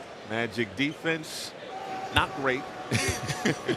You being nice, Mike. You feel like being nice? Not great on the interior. Okay, all right. Yeah, that's something that Atlanta will need to exploit. Atlanta with 22 pain points so far in this ball game. But when Atlanta gets the stops, that's when they can exploit it more because they're coming with the thrust. They're coming with more energy. And they're in half court. They just don't have that one guy who can break down the defense every single time to generate points. So you have to do it through the post. You have to do it through cutting. You have to do it through up fakes, getting downhill, touching the paint. Lead extended to 8 for Atlanta. And buckle up. We're going to have a lot of free throws still. It's 2 more. But Bane knew that Alexander Walker was being aggressive. So he kind of feint. I call it feint when you kind of act like you're going to run up just to get him to react. And then you take off where he actually has to react. I used to do it all the time to get free throws in these situations. Yeah, I'm giving my secrets out. I ain't playing no more. I'm not in competition. It's all good. Alexander Walker having a long conversation with Mitchell Irvin trying to explain the situation. Again, known for his defensive prowess. There's our crew chief tonight, Mitchell Irvin. Mitchell look like Manny Fresh a little bit, don't he?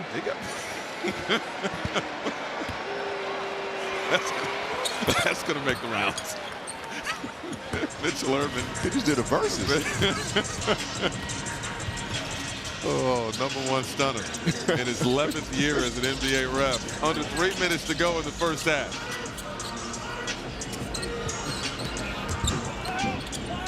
Porzingis. And we're going back to the line. Porzingis to shoot 2. And that's another form of leadership right there, Mike. He understands the task. He understands where they need to get to kind of offset Orlando getting free throws. They have to get to the free throw line. And he knew right there he was baiting Carter into another foul. Well, the grin on his face. Carter picks up his 3rd foul. And Jonathan Isaac will check in. Again, a slow start for Wendell Carter, and then Jonathan Isaac's going to check into the ball game. And Jonathan Isaac, 7th year out of Florida State, former #6 overall pick by Orlando, and again, issues with injuries over the course of his career, but still super talented. Minister of Defense, they call him. He is. Even the shots he doesn't block, he alters, right? He's just such a great defender. Good to see him out here healthy. Jalen Suggs on the logo. Suggs penetrating, stops. Outside look for Banchero. Banchero penetrating through contact, can't get it to go. A possession with no free throws. Jalen Johnson, the discard, blocked, but I think he held onto the rim.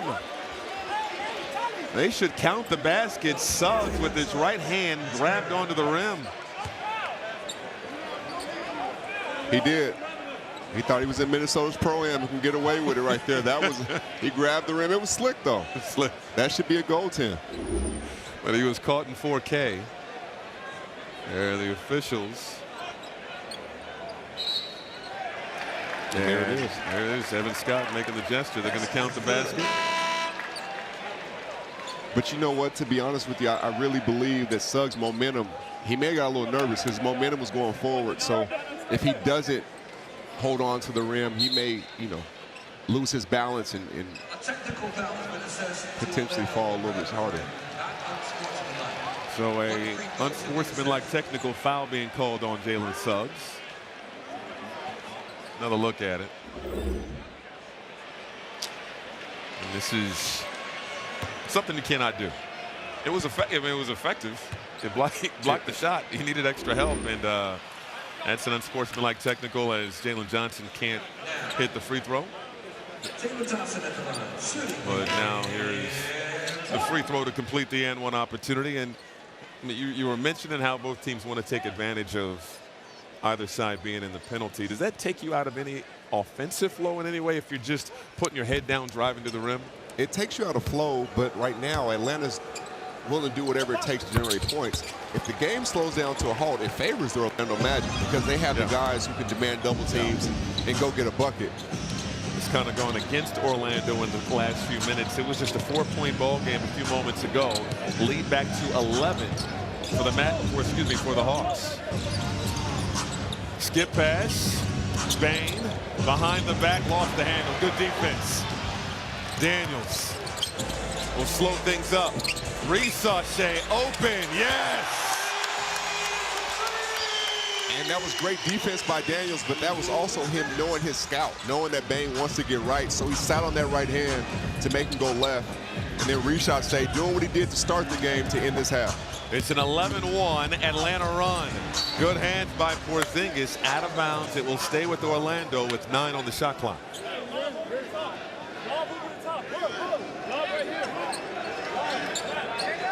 A nice response by Atlanta after Orlando clearly got back in the ballgame. Wagner over to Banchero. Had some space, will give it up. Wagner thought about the 3. He'll take a tough step back. Side iron, no. Under 90 now to go in the second quarter. Wagner's just not had a great rhythm, and hopefully for him, if he can get a shot to go before the half. Porzingis off the heel. Here's Black. Over to Wagner. Kick out, and it's out of bounds. And Orlando looking for a ricochet. See that Daniels play right there, that's knowing your scout.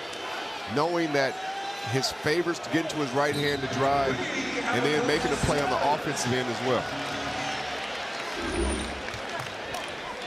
Atlanta going to challenge this call here on the out of bounds with 1:12 to go in the second quarter. We'll step aside. Atlanta trying to pull away to close the second. Exactly.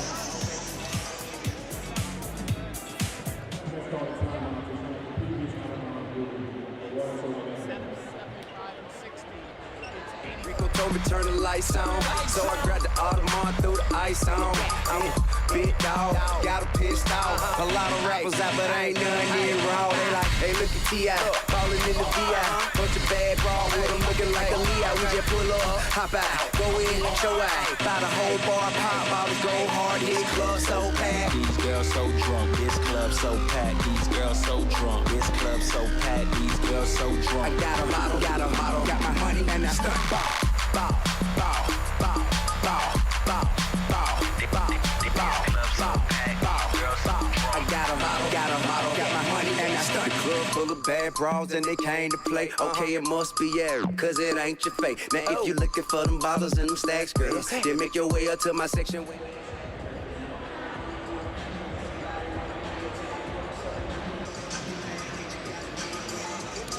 Well, this should be the easiest review of the night. Just look at Wagner again. It was called that it was touched by a Hawks player, and you see Wagner. There's no Hawks players around, so none in sight. Easy challenge. After review, Wagner is the last to touch the ball. Therefore, the call will be overturned to Atlanta's ball. The challenge by Atlanta is successful. They will return their timeout as well as their challenge to use the rest of the game. Thank you. Again, it is a long NBA season, but Orlando trying to find themselves in this early going. Slow start to the season, slow start in this ball game. And he said thank you, didn't he? Like he just performed. Tell me, stretch off versus. Got a 2 for 1. Oh, I mean, Boozie's here, 2 chains. Yeah, come on.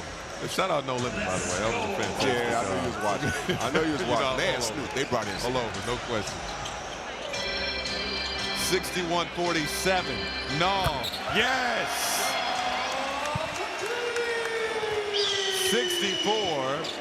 64-47. A 14-1 run by Atlanta. Banchero straight on 3. Left it short. Ricochet up for the rebound. Daniels. Retreat. Looking for Porzingis inside. We'll give it to Johnson. Johnson tossing it up. Porzingis couldn't handle it. Turnover. Banchero nifty behind the back. Kick out. Black. Bane in the corner. Pump fake. And can't hit from deep. There's been a lid on the basket from downtown for Orlando. 25% from beyond the arc. Hawks will hold for the final shot of the second quarter. But Porzingis in pick and roll. Trying to get the Alexander Watson matchup. Porzingis, 2 seconds. Fires. It won't go. And Johnson's putback was too late, but what a response by Atlanta. They closed the second quarter on a 14-1 run. Dominant in the closing minutes of that second quarter. Very dominant, and they hit a low, but they got back on track to end the half. Zachary Reese-Sachet had a strong first half. He's standing by with our Ashley Shamadi. Zachary, you had 16 first half points. You guys as a team forced multiple Magic turnovers. What was working for you guys to give you this edge in the first half? I feel like we're making stops, and that's the most important because we're able to play fast, play our game, play with pace. So that's why we play so good. We play so good as a team, and we got to keep doing it for the second half. Defensively, how do you make sure to not put them on the free throw line, but continue to defend at a high level this next half? Just not fouling. That's simple as that. And also we're helping each other. You know, we're good on the rotation defensively, and like everybody got, like I feel like everybody got the back out the teammates. So that's why we got to keep doing it. So we can play good defensively, and then the offense gonna take off themselves. Agreed. Thanks so much. Good luck. Thank you. Maria, it's as simple as that. Take it away. Appreciate it, Ashley. Coming up on the American Express at the half. Zachary said we're getting stops and we're getting out. So we're talking about the transition game when we come back. Don't go anywhere.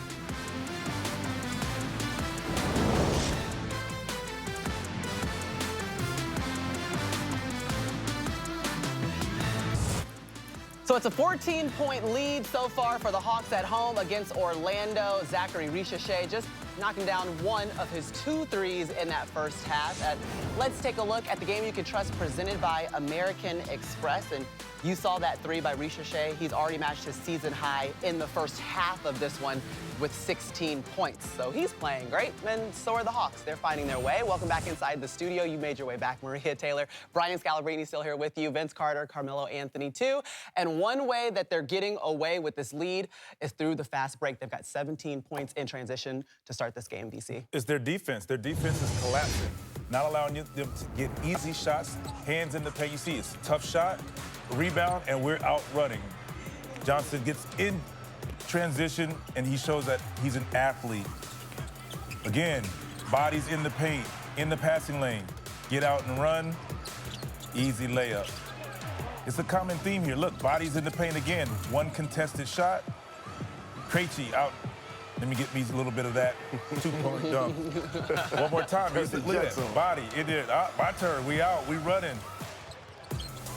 We running to an open 3 this time. So their defense right now, activity, just creating turnovers, getting out and running. I mean, you don't have to set up plays, and you don't miss Trae Young when you can allow your defense to play this way, get out and get easy baskets, and then from there, you take over the game. It was a close game, and then their defense just took off in the second quarter. Yeah, I just love the way that they push in the pace off of rebounds and off of stops. When they get in that open court, they're very, very dangerous. And we've seen that. We saw Ricochet out there. We saw Jalen out there. We saw Dyson Daniels push it. When they get the ball off the defensive rebound and get out of open court, Atlanta is very dangerous. And then they making the shots. Their defense is very impressive tonight, so if they can keep that up, they overpowering Orlando right now. And a lot of reasons why they don't have any room is because Orlando can't make a shot. Yes. 1 for 10 in the first quarter. They were 30th in the NBA last year in three-point shooting. They go out and get Desmond Bane, but it's not making a difference. If Orlando can't shoot, they can't be good.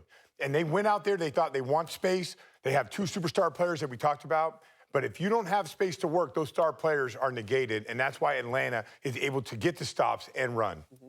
29th in three-point makes this year, so much hasn't changed. Yeah. And they're taking advantage of it. And that was kind of the Achilles heel for the Magic in the playoffs last year. They dared them to shoot, keeping them out of the paint. The Hawks have forced 10 turnovers. Right now, you guys have mentioned it, the Magic shooting at just 36% from the field. Okay, how do we flip that? How do we fix it? You're a shooter. Walk me through it. We go on into the locker room, get us together. Yeah. Shoot. You know, I think what is it? It's 64-47 right now at the half. You really have to come out with a different mentality. Paolo, I need you to put this team on your back.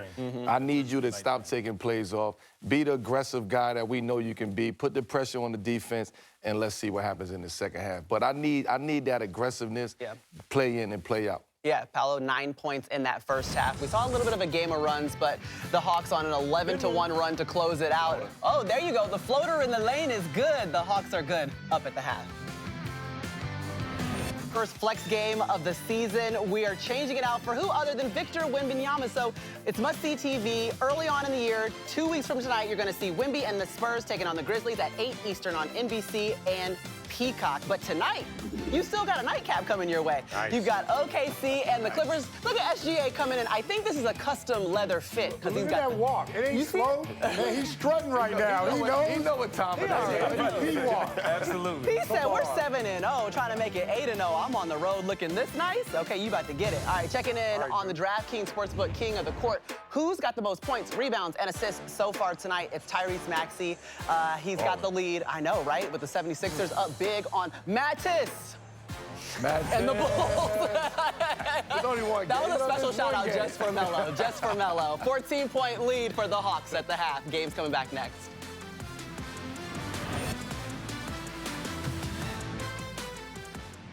Atlanta has not played on NBC since 1999. Coast to coast, finishes with the left. It's been since 2002 for Orlando. Downhill, Banchero with the flush. Porzingis. Oh, he got Wagner to go down. The unicorn with an and one.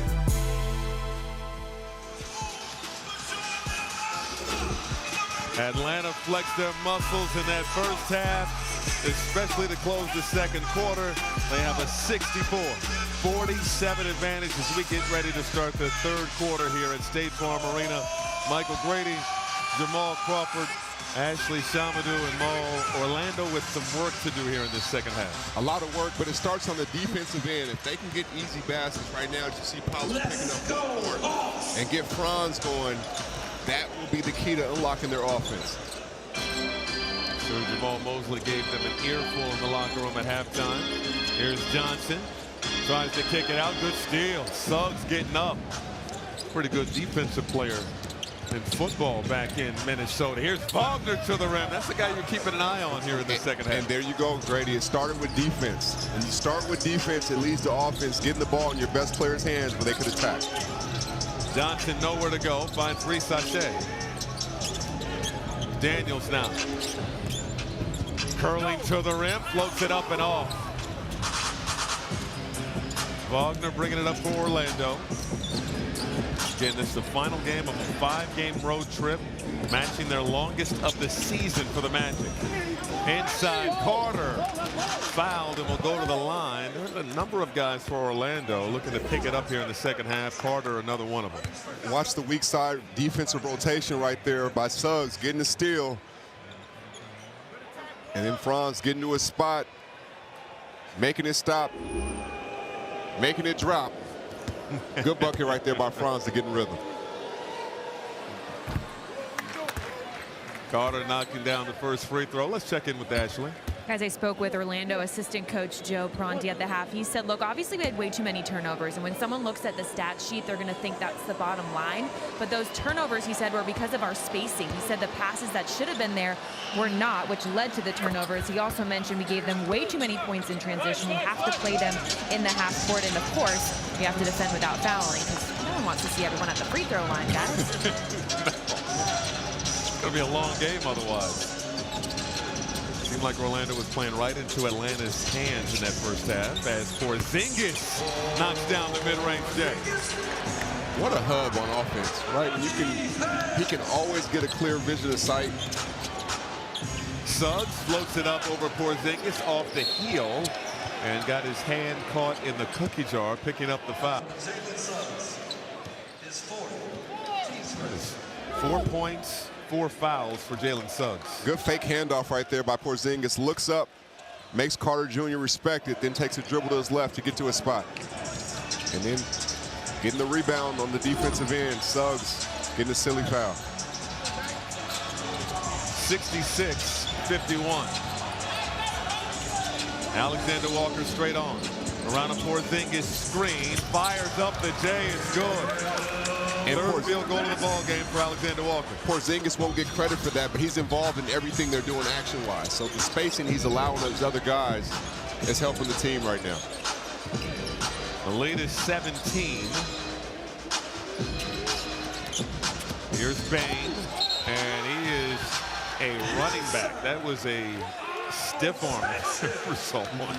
Great, he was a stiff arm right there.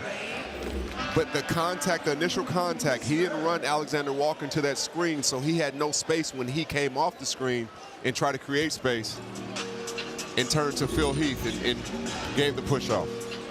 You don't know Phil Heath, do you? Mr. Olympian, went to high school with him. No, I didn't. Google him. Him and Bane could have been cousins.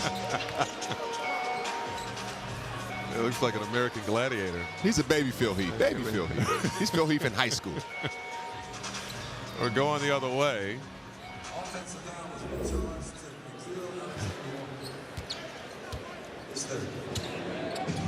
And Alexander Walker drew the offensive foul on Bane on one end, picks up the offensive foul on the other end. Banchero trying to go to work, threw it into trouble territory. Suggs with it up top. Defended by Risache. Nice move, stops, turn around, good contest. Shot won't go. Johnson the rebound. This is Jalen Johnson giving it up to Risache. Nice move, pull up. Jay left it short. And nice hustle. And Suggs hitting it off of Dyson Daniels out of bounds. And a technical foul is going against Dyson Daniels. Don't think of him as being fiery, but a lot to say to Jason Goldenberg there. He felt like Suggs was out of bounds, maybe? I don't know. Oh, he grabbed his jersey.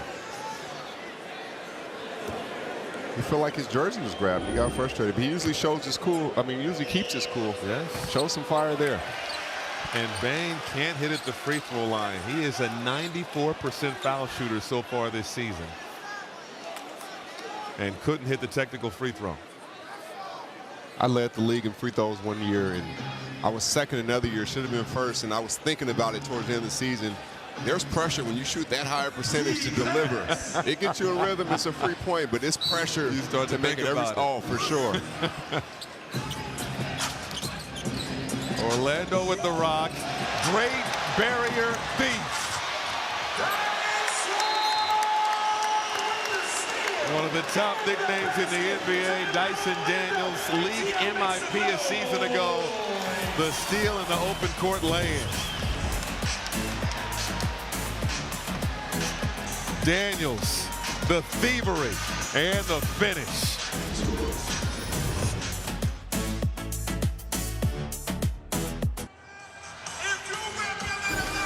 If you're feeling the magic on the court right now, hold on to your hats and brooms, because last year's global cinematic phenomenon, Wicked, is about to reach its epic conclusion in Universal Pictures' Wicked for Good, in theaters November 21st.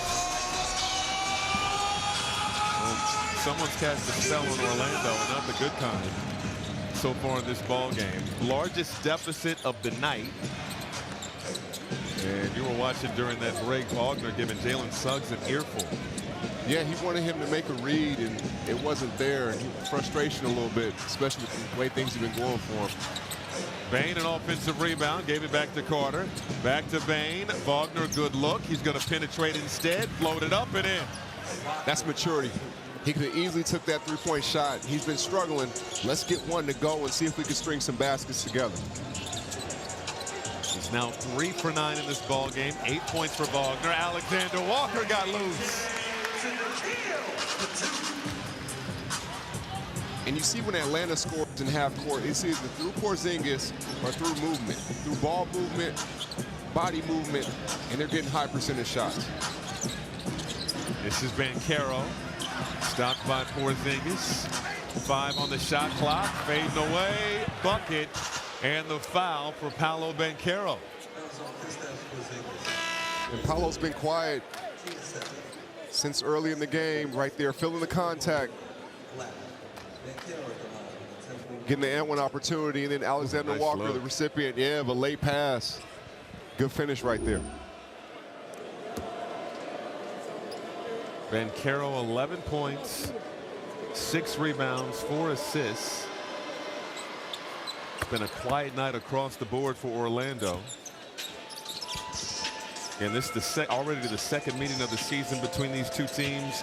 They won't meet again until mid-March. Daniels driving on Banchero, dump off to Porzingis, finds Johnson inside. Beautiful ball movement by the Hawks. Atlanta's getting whatever they want right now. They're not doing anything special. They're just playing solid basketball, getting high percentage shots as Paolo gets another foul call.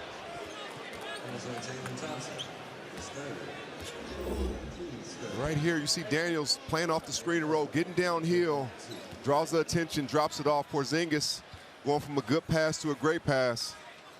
Guys will cut if they know there's a chance they'll get the ball. And Jalen Johnson, who is their leading scorer, actively getting easy baskets. That keeps guys like that in rhythm.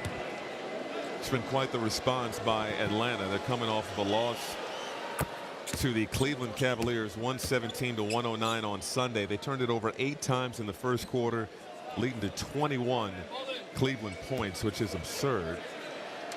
They've cleaned things up so far tonight. It's been a great response with a 74-58 advantage after the free throw by Banchero. If you're Orlando, you're saying, let's get 3 stops in a row. Let's get 3 stops in a row, 3 baskets to try to chip in this league. If you're Atlanta, you're saying, let's just continue to play solid basketball. Play through Porzingis, let him be a hub, and let him create for the rest of us. Mid-range J won't go for Alexander Walker. Orlando pushing the tempo. Black over to Wagner. Wagner driving, contact, put it through, plus the foul. Grady, I know you're a bucket getter, but when you get buckets and you're a bucket getter like Franz is, like Paolo is, once you see the basketball go through, you become more aggressive. You get more energy. Things start going your way. And Franz has really stayed with it. He's been very aggressive. It didn't go for him in the first half. This second half, he got the memo of whatever Coach Moses said at halftime. There is an eternity left in this ball Yes, game. it is. And you can see subtle hints of the confidence building for Orlando. And this is where you look on the Atlanta Hawks side and see who's going to be that vocal leader. Hey, guys, let's just be solid. Let's continue to get stops. Let's run. Let's do what we did to get us the lead. And if you're Orlando, hey, Franz is going. Paolo, they're more aggressive getting to the basket. And, oh, by the way, they're also getting the Orlando Magic closer to the bonus to get free points. Wagner had just 4 points in the first half. He has 7 in the third quarter already. Ooh, near turnover there. Johnson will chase it down. Johnson and Carter. Pull-up jumper, pure. That looked like a drill, Mike. He danced right to a spot, didn't he? 1, 2, raise. Made it look easy. Banchero hanging. And he's going to go back to the line. Frustration building for Atlanta on the defensive end as the Magic continue to get to the charity stripe. They're getting to the free throw line almost every single time now. They're keeping pressure on the rim and putting the onus on the officials. Mentioned Banchero gets to the free throw line nearly 10 times a game. This will be his 7th and 8th free throw attempts of the night. Try the new Peacock Performance View and experience real-time player stats and live shot data that updates with every basket, available now only on Peacock.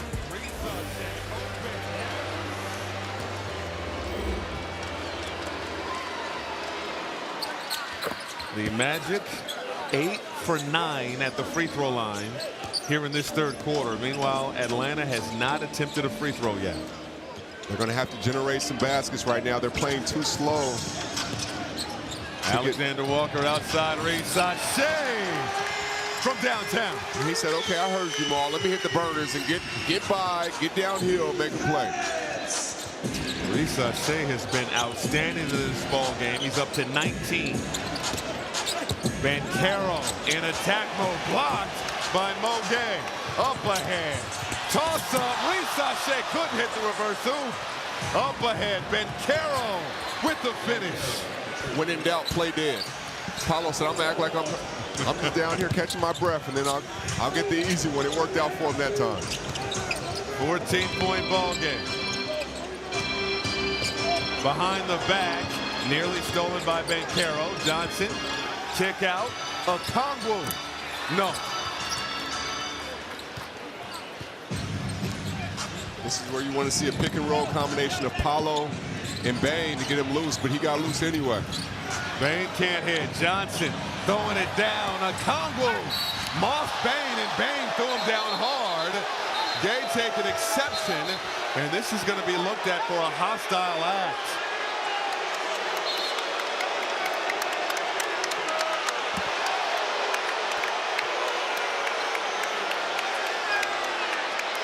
Official's going to have to clear this up. Mo Gay defended his teammate after Bane threw him down hard on the layup attempt.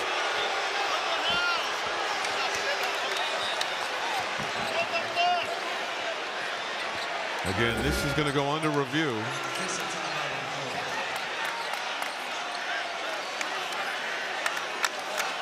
Oh, and he threw the ball off his head. Yeah, the foul wasn't too much, but that right there is what they're looking at for sure. The following play is under review for a flagrant foul. Play is under review. We'll clear it up after this. No, we'll keep it here. Again, Okongwu shaking that off. I'm going to look at it real speed here, Maul. Can you look at wind up, impact, follow through? Certainly looked unnecessary here. Yeah, that was a frustration. That was a good foul right there, but that's where the frustration came in. And then the point after was definitely is not going to help the case, but then the DJ here is playing Knuck If You Buck. We're in the A. We are in the A. We're in the A. And a really hard foul, and this will no doubt be a flagrant. I feel like the only question is whether or not one or two, it's going to be a flagrant 2 on Desmond Bane. Then it was unnecessary. There was the potential for injury there. And you see the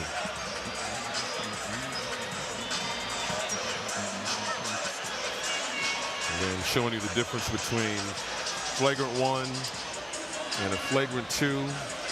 If it's unnecessary and excessive, which this is borderline here, it could be a flagrant 2, which would be an ejection for Desmond Bane.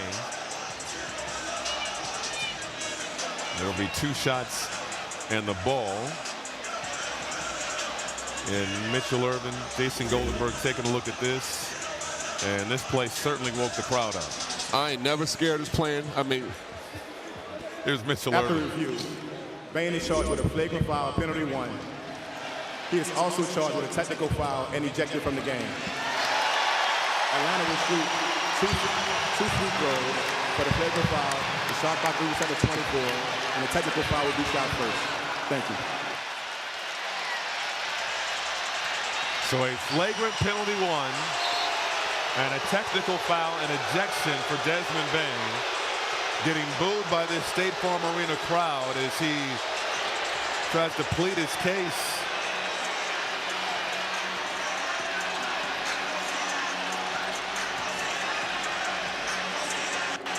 And he'll take the long walk to the locker room.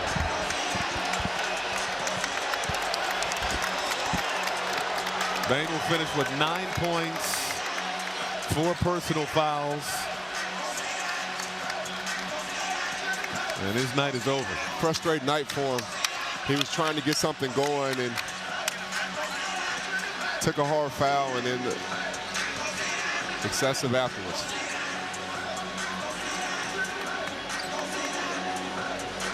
And so Luke Kennard stepped to the free throw line. I don't believe Kennard was on the floor.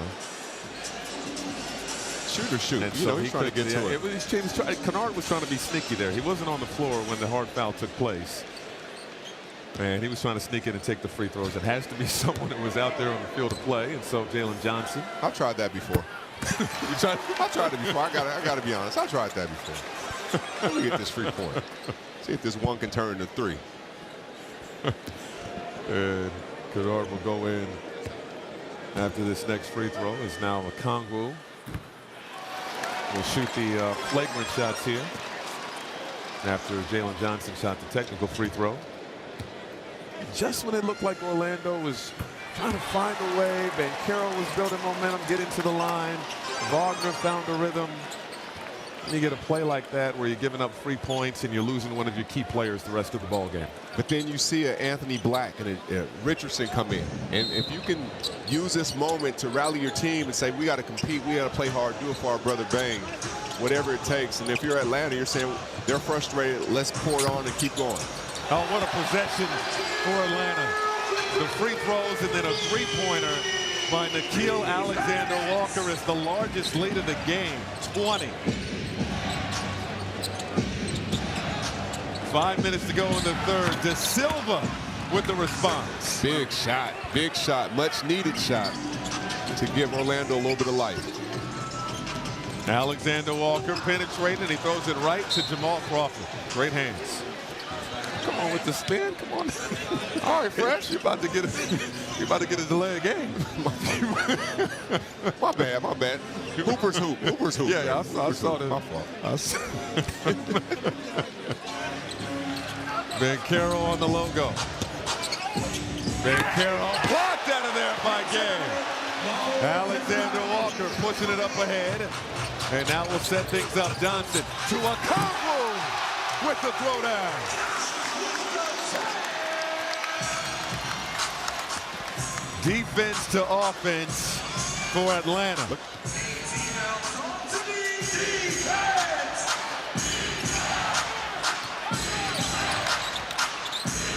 De Silva, same spot, same result.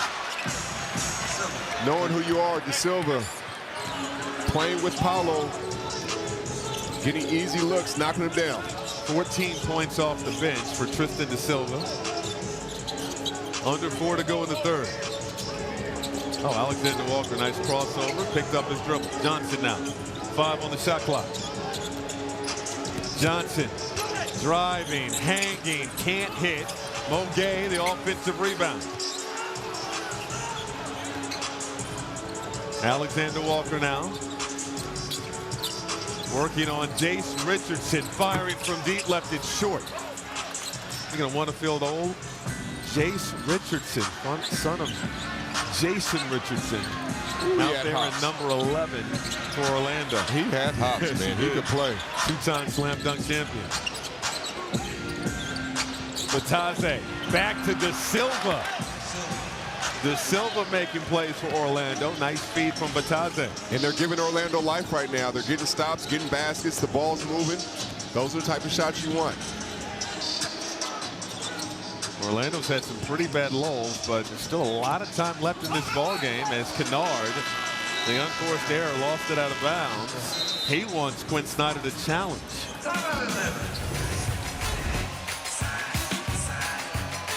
Mo Gay, the block on one end. Okongwu, the flush on the other. Atlanta in firm control. Welcome back to Atlanta State Farm Arena. The Hawks with 87 points, and Jalen Johnson has 17 of them. Johnson, he's had to be so patient his first couple years in the league, from waiting his turn to start to getting the starting spot, but then having to wait again due to injuries. He finally was heading into this year, the expectations higher than ever. He had a huge summer to prepare for them, and he actually trained you guys with LeBron James this summer. Not sure if you could ask for a better mentor. The two share the same trainer. They're both with the same agency. He said it was a lot of early mornings, a lot of hard workouts. But the biggest thing he took away from training with LeBron was just poise, not letting the outside noise play a factor in between the lines on the court. And Jamal, I'm curious if you had a player like that maybe teach you the bigger picture. I did actually train with Michael Jordan. Come on now. I did. Come on now. I ain't flexing. I'm just telling the truth. I train with MJ. Just like you live. That's Yes. just like you live. Yes, and that's unbelievable. To be able to train with LeBron James, one of the greatest players, not just of his generation, but ever, you can't help but get better. And you'll see the obvious things. You'll see the little things, how he prepares, how on time he is, like all stretching afterwards, all those little details that will help you in your career. No bigger confidence booster. Kennard's shot is off the heel. And Daniels leaves it for Gay and lays it up and in, plus the foul. Mohamed Gay making plays for Atlanta and took a shot to the face. Dyson Daniels getting downhill, dropping it off. Ooh. Right across the forehead. I may have to run Nuck if you buck back. No, never scared. You heard them. They was going down the list. They want to see how long y'all want to do it. 5 points, 3 rebounds for Mohamed Gay. 3rd year out of Washington State. If you're Orlando, you want to get to 12 points. 12 and under, you feel like you still have 12 minutes to make up for it. If you're Atlanta, you want to try to get it back to 20 heading to the 4th quarter. Banchero up to De Silva. De Silva's come alive here in the quarter, knocks down another. And that's a tough shot he made look easy. Same foot, same hand with a floater. Not a layup, but a float game. Flotation device. That was nice. He has the last 10 for Orlando. And it's coming all off of playing with the star players, playing with Paolo, playing off ball movement. Krejci, good. Beat Krejci from deep. 92-75.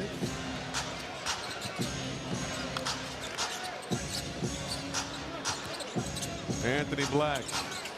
Big minute and a half right here. So Batanze had the smaller Krejci on him. And Batanze will go to the line. 122 to go in this 3rd quarter. All right, you mentioned working out with Michael. Jalen Johnson said he learned poise from LeBron James in the offseason. What did you pick up from Mike? Everything matters. He was a 40-year-old man, or about to be 40, coming back to the Wizards. He lost one game. He went and sat in the corner as if he lost a game 7. And we've never seen him lose a game 7, but I'm just saying the reaction he had for a pickup game in July was just incredible. So those details, success leaves clues, and those details stay with me my whole career. Don't take anything for granted. Play every day like it's your last. Try to get better every single time you're on the court. Everything matters. I like that. Success leaves clues. 75 seconds to go. You know, you've been so successful. Brady is just doing his thing. Oh, man. Here's Krejci working on De Silva. Tries to dribble out of trouble. Leaves it for Daniels. Daniels hanging in the air, showing the acrobatics with the finish. Daniels showing us a little bit of everything. He's showing us the most improved player that he was last year. He understands he's going to be at the center of being more aggressive with Trey out. Right there, nice back cut, and then putting some of that jelly. What's that filet? He put some of that filet on it. He put that jelly on it. Here's Richardson, and hit out of bounds. Good hands by Daniels. And that's what he never forgets, how good he is on defense. He's a Swiss Army knife who can do some of everything on the court. I feel like a big difference in this ballgame has been how Atlanta has finished quarters. Strong finish in the 2nd. Now coming alive here to close the 3rd as Kennard, little resistance on the way to the cup. Whenever you can shoot like Luke Kennard, you'll always have a step, especially if you slow down your pace to go faster, or if you look up like you're going to shoot. Defenses have to react to that. That's what allowed him to get downhill, get into his right hand. Reese Shea is going to check back in for the Hawks.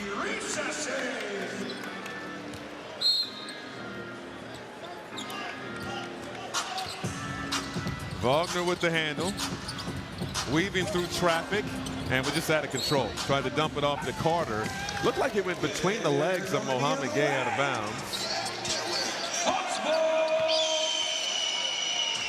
Nevertheless, it is Atlanta ball. Got a little nutmeg. But it was off the lap of Wendell Carter Jr. first. And out of bounds. This would normally be a 2-for-1 opportunity if it was about 36 seconds on the clock because you want to get a shot up by 30. But with here, you just want to get one solid possession to get a good look. See a lot of teams waste a possession in that 2-for-1 by getting a bad look, throwing up a tough shot. I've done it before, and I looked at my coach and was like, you told me to get a 2-for-1 up. Daniels, little 1-2 and the finesse. Dyson Daniels is a team best plus 21 in this ball game. Wagner full head of steam and out of control once again. Kennard the other way. 1 second. Kennard off the heel, no good. Wanted that one to go down. Nevertheless, another solid surge to close the quarter from Atlanta. All Hawks here at State Farm Arena. They lead by 21. Hey everyone, we have an all-new show tonight after the game. NBA star Julius Randle is here. Plus we have Rami Malek, Rachel Sennett, and Santa from Nick Murphy. Stay tuned. Julius Randle, so big time. The ice around the neck was... Man, that was some New York and LA swag, wasn't it? His ice had ice. That's my guy, off to a fast start for the Timberwolves. Back to live action. That rolls out for Wagner and Carter with the slam. The first 5 minutes for both teams are the most important. If you're Orlando, that's your only chance to stay in this game and show some life. If you're Atlanta, you got a chance to put the game away.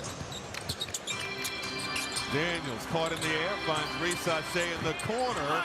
That rims out. And looks like a loose ball foul. And it's going against Orlando. Wendell Carter Jr. is going to pick up his 4th. Carter with just 6 points and 5 rebounds tonight. Entering this game averaging 11 and 9. And he picked up those early fouls, so he never was able to get in the rhythm. Him, Franz. Yes.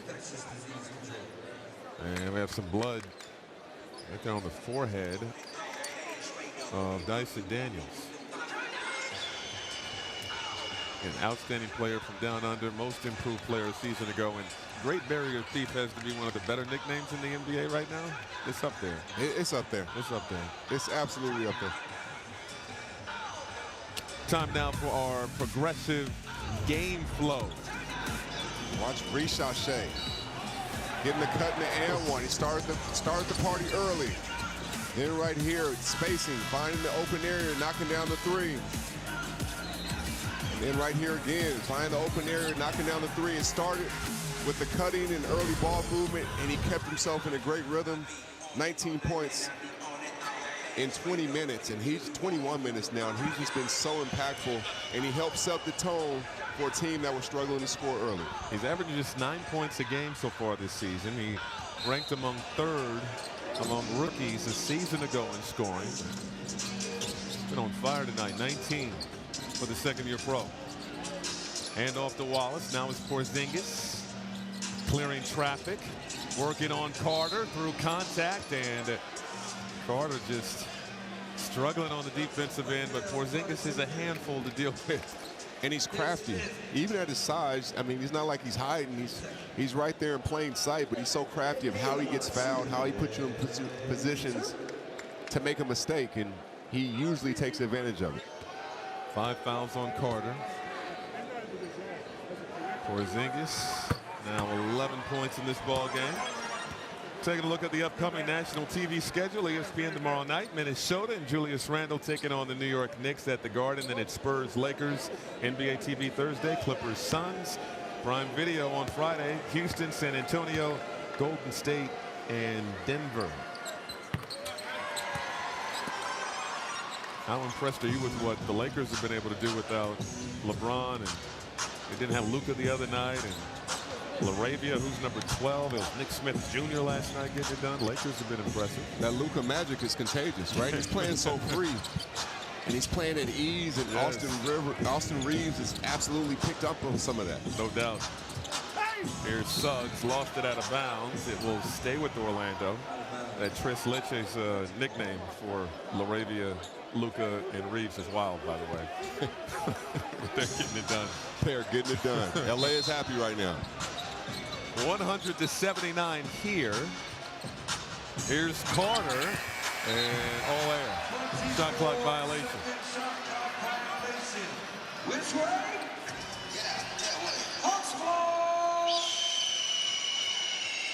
In Atlanta. You heard the Migos. You heard what he said. That way. When the air ball. Yeah. Everything's a sneak diss when the DJ is on the mic. You just got to catch it. Shout out Atlanta's DJ. Doing a little bit of trolling. Here's Daniels spinning and earns the trip to the charity stripe as De Silva picks up the foul. That is going to be the second foul on De Silva. And scorers have go-to moves and they have counters. You can tell Daniels' counter is his spin move. He's done at least 4 times tonight. Whenever he feels that contact or gets cut off, he has an out. And he gets to the free throw line, he makes floaters, and he's living in the paint, playing with the aggressiveness the Hawks will need going forward. You were the king of the, the counter for the counter for the counter. You know, a lot of time in the gym. Well, I set 4 traps so you can react 3. Then I come back and hit you with the. I lived in that space. If I was a boxer, I'd be Mayweather. You do something twice, I do it 3 times. You do it 3, I do it 4. I told him that too, by the way. You told him that? I told him that. See, props. Give him his flowers. Here's Banchero right down the lane. Lost it on the way up. Reese Sachet the other way. 1-on-2. Reese Sachet is fouled, and he will go to the line. And that's just been the story of the game for Orlando. A lot of fouling in this ball game. This will be the 28th and 29th free throws for the Hawks coming up. Well, they're running back every time because the Hawks are getting in transition. So Orlando's basically in retreat mode, and right there, Reese Sachet understood where the foul would be if he went to the left side where Franz was and is rewarded for it. Trae Young out a minimum of a month with that right knee sprain. He came out to the bench for a moment in a hooded outfit and then made his way back to the tunnel. He's got to be proud of the way his guys are battling in this ball game. And even in his absence, he may be able to learn something about them and how they've grown up. And when he comes back, you can put the 2 together and see the things they've learned if they go with what he's doing, and vice versa. Golden opportunity for these guys out here on the floor for Atlanta during this stretch. Banchero, no good. Reese Sachet got up for the board, lost it momentarily. Kongwu cleans it up. Daniels trying to put the moves on Howard. Toss out, stolen by Suggs. Wagner penetrating, flips it up and through. Good finish right there by Wagner. Getting downhill. It's been a rough night, but he's still battling. 13 points for Wagner. Keaton Wallace surveying the floor. Got it back from Porzingis. Fires from deep end. Hits. If you're not 7-2, I'm not sure you can even tap that back to make it a pass. But he was ahead of the play right there. Suggs answers on the other end.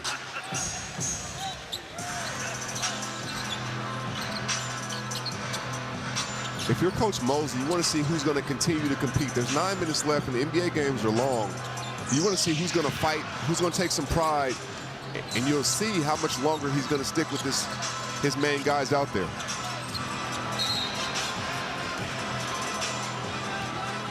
Foul called on Franz Wagner. Orlando has too many fouls. Little push right there. And then Wallace, almost a turnover. Didn't know it lead to assist and 3 points. And he's saying, "Nuck if you buck." Quinn Snyder was talking glowingly of Wallace before this ball game. And he's got some stuff about him. The Wallaces have some stuff about him. Casey Wallace is tough.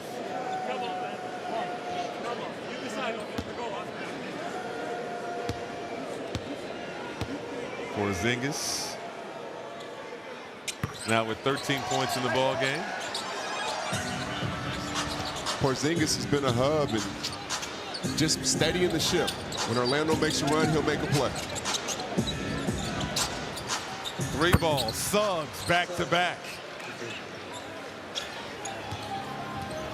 107-87. And Atlanta's in the bonus with 8 minutes and 40 seconds left. Cancel your dinner plans. Porzingis working on Howard. And Mosley losing his temper. Picks up a technical foul. A technical foul has been assessed to. They just can't get a break on this end of the floor. Not at all. And you love to see a coach fighting, still competing. It's been a rough night for his team. And it's been rough because they start out the season like this, but then they get a couple wins in a row, and you feel like they're turning the corner. But like Coach Mosley told us earlier, it's going to be a process. There'll be nights like this. There'll be nights when things go smoother. But it's just been one of those nights. One of those nights. And against a division rival, no less. And you felt coming into this game that maybe Orlando owed Atlanta something, given their last meeting. Saturday, the Premier League is live and exclusively streaming on Peacock with two clubs in fine form. Tottenham, Manchester United, hopes of continuing their climb up the table. Saturday, 7:30 a.m. Eastern on Peacock. Here's Banchero, and had that snatched away by Porzingis. There's no life in Orlando right now. Not at all. It's looking at the bench. Nobody's engaged right now. Nobody's rallying. Nobody's continuing to just fight. If this keeps up like this, maybe we should go get a haircut. Maybe we should. I need a taper. Get a lineup. I need a taper and a fade. We can go upstairs here. This is one of the great features here at State Farm Arena. My line is crisp. I need a little fade. My man is getting fresh up there. Watching his Hawks pull away here in the fourth. De Silva floating it up. Carter. That's a great job of catching it and throwing it down. When you're young guys in the NBA, it's trying to establish yourself. Every minute counts. There are no wasted minutes. You continue to fight, continue to push, and see if good things can happen for you. Johnson, check out Okongwu. Yes. That's been the evolution of a game, though, because most big guys would stay in there in the paint and clog space. Now they're spacing out and giving guys more space and opening up the floor. And we got so many friends who are former big men in the league who are frustrated they didn't get the opportunity to do that. Yes. They say, if I fired a three, I was going right to the bench. Now it's encouraged. It's encouraged and it's admired. And if you think about it, right, big guys are going out to the threes. Most of the little guys who are really good, Shea, Jalen Brunson, they're going inside, playing in the post, playing off the footwork. Yes. Right? So the game's really evolving. It's been fascinating to watch. And pass got behind Suggs, caught up with it, finds Carter. Another big man firing from deep. There you go, on cue. That's where the game is going. If you're a big man coming up in today's league, you have to be able to make that shot. You don't have to just rely on it, but you have to be able to make that shot. And there is a foul. Suggs with the swipe down on Keaton Wallace. And fifth foul on Suggs. Suggs was in good position right there, but right there is where he came down and got the foul. Wendell Carter's had a rough night with foul trouble, but knocks down the three there and maybe creates rhythm for going home. I imagine if you were, getting your Rip Van Winkle on in the time between NBC last had the NBA and right now, so much has changed. We don't see as many traditional point guards in the league. No. You don't see as many back-to-the-basket bigs. No. It's a completely different ballgame. Completely different game, but if you can keep some of the old elements of that game and merge it with this one, the game's already in a special place and it'll continue to grow. I mean, the offensive skill of these players these days is ridiculous. Oh, nice feed. Suggs getting up and throwing down. One of the few highlights for Orlando. De Silva the steal, and Okongwu says, get that out of here. Timeout on the floor. We have 6:48 to go in regulation. All Atlanta. Tuesday night, but But the Atlanta Hawks organization, they were out in the community this week. On Monday, the Atlanta Hawks Foundation, along with Vision to Learn, teamed up with Learn for Life to launch the Atlanta Vision Project. The project is a collaborative initiative that ensures every child in the metro Atlanta area has access to the vision care they need by 2028. And get this, guys, since 2017, the Hawks Foundation and Vision to Learn have provided students with over 43,000 eyeglasses and over 53,000 eye exams. I think I need to get my eyes checked. It's reminding me of this. With cool-looking glasses, too. And Jalen Johnson squinting after picking up the foul there. 114-96. If you love free throws, this has been your night. This is your game. This is your night. Wagner. 3 for 3 at the free throw line in this ball game.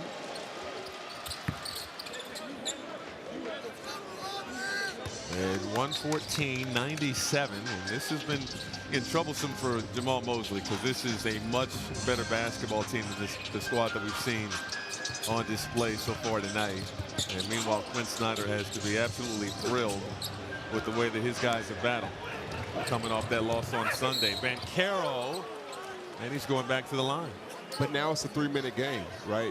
You look at it, Coach Mosley saying, look, his guys are still out there. So if you can give me a hard 2.5 minutes and see where we're at, we're in the bonus, we're attacking the basket, getting to the free throw line.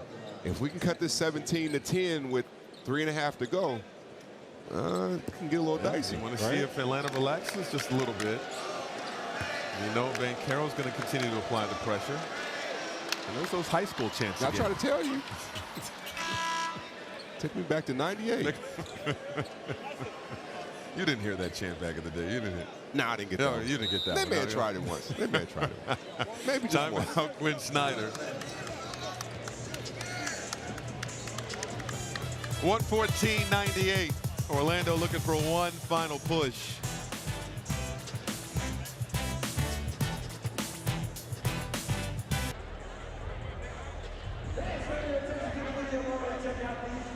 Plays presented by Keno from the Georgia Lottery.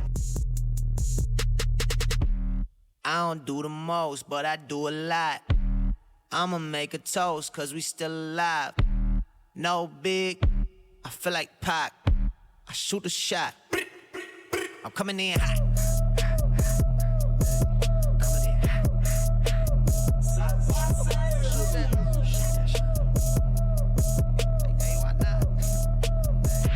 Yeah, coming in hot. Just like the fajita. I write what I live. My life in the speaker. I'm nice with the flow. Just like the demeanor. I'm feeding my fam. I'm feeding the meter. It's the fourth quarter, baby, so you know what time it is. My friends and rooms to go have one question for you. Who wants a free t-shirt? I need you to stand up and make some noise one time right now.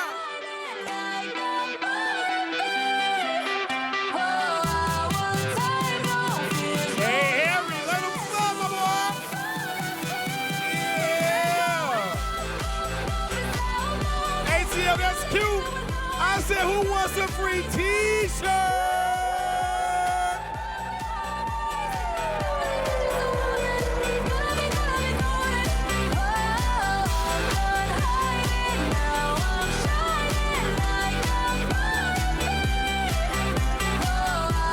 Hey, Hawks fans, I still don't believe you.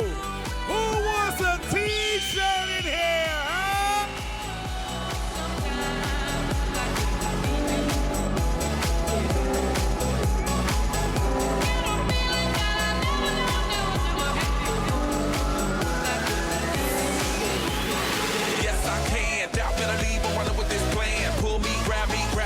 Can't have me, I'll be the president one day. January 1st. Can you get louder for me, Hawks fans?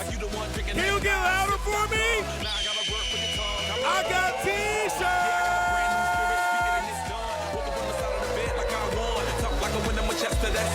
G5 in the US to Taiwan. Now who can say that? I wanna play back. Mama knew I wasn't needed in the haystack. A Bugatti boy plus Maybach. I got a feeling it's a rap. ASAP.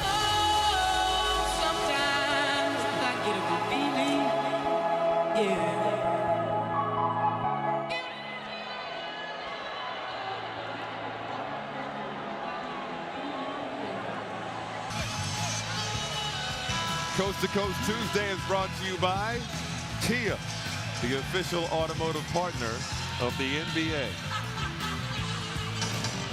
Beautiful shot of Atlanta. And the team has been impressive tonight. Put up 114 points. And it's a big wrapping apparatus on the arm of Kristaps Porzingis there.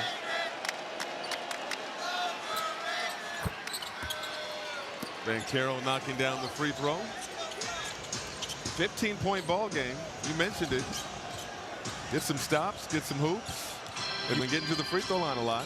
And they changed up. They came out in the zone. Orlando came out in the zone to give Atlanta a different look. If you can get this thing to 10 with 4 minutes to go, you practice situations like that. And I think he just traveled.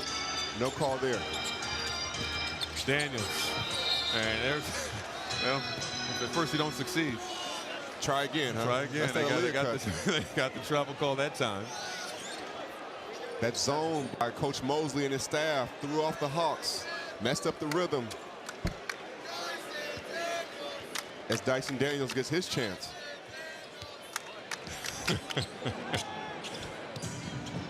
Just halfway through this fourth quarter. Banchero. And that is a push from behind by Nickeil Alexander-Walker, who dramatically goes, what? But it was a push, and so it's just something you can't do. It's giving free points. You're getting free points. If once they get into a penalty situation. Yes, your opportunity to get free points once you get to the bonus. He kind of, yeah, he was a little handsy right there. Now one more foul, and Orlando will be shooting free throws the rest of the way. De Silva, inside, stolen. Dyson Daniels doing Dyson Daniels things. Porzingis now back to the basket. Backing down Banchero, turns inside, put it up and off. Rebound Banchero.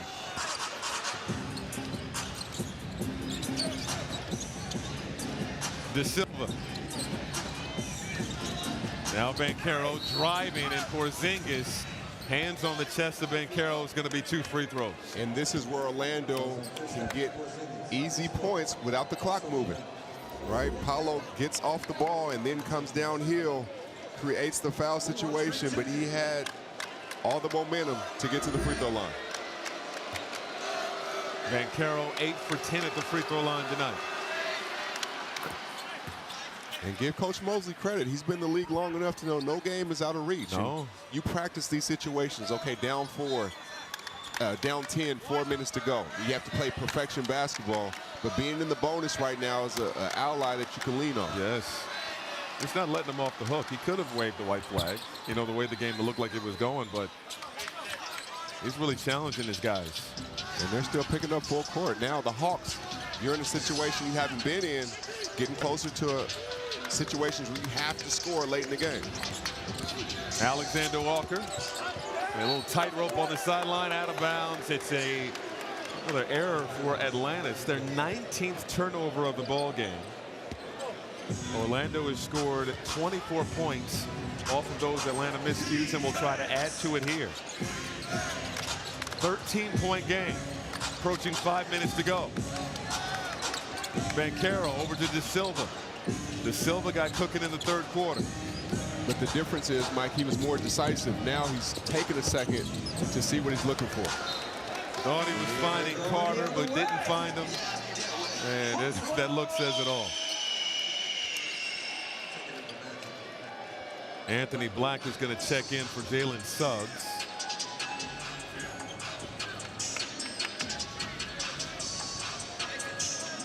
Orlando still needing some stops. See if they can get it to single digits in the next few possessions. I mean, you're at 13 with 4:45. We said 10 with 4 minutes, right? Stop here, a bucket. You're right on pace. Porzingis, size advantage. He's heard that a lot in his career. Turning inside, puts it up and off. Orlando pushing the tempo. De Silva for 3. Off the heel. Got his own. Black to Wagner. Wagner spinning and can't hit, but Daniels with the foul, and so Orlando can score more with the clock stopped. Look at the defense on Kristaps right here. It's a dangerous thing because if you get too close, he can go by you. If you stay back, he can knock down the jumper. Good defense. And then down here, Franz seeking the foul contact as well, getting to the free throw line. There's an opportunity to be 11 with 4:20 left, and we said 10 with 4 minutes to go. The last time these two teams got together, it was Orlando with a 12-point advantage in the fourth quarter, and Atlanta stormed back and stole that game. Orlando has been lifeless throughout most of this night, outside of a few spurts earlier in the ballgame. And look for Orlando to go zone just to continue to knock off Atlanta's rhythm. Right now an 11-0 run. And their last 8 have come from the free throw line. They go man, they're switching everything. Alexander Walker on the drive, behind the back, nearly lost it. Pump, step through. Good play by Alexander Walker to earn a trip to the line. Fouled by Banchero with 3.4 on the shot clock. 3.4 on the shot clock. He was very, very patient late in the clock using fundamentals. Who does that sound like? A cousin of his? SGA. Late in the shot clock. There's no doubt at this point in his career with this role, I'm sure he's reached out to his cousin like, cuz I'm putting on my scoring hat. What do I need to do? Orlando calls a timeout with 3:59 to go in regulation. 12-point ball game here at State Farm Arena. NBA Coast to Coast Tuesday continues. You just brought him up, Maul. Shai Gilgeous-Alexander and the Thunder taking on James Harden and the Clippers. It's coming up next on the West Coast on NBC and streaming everywhere on Peacock. It's a good early season matchup.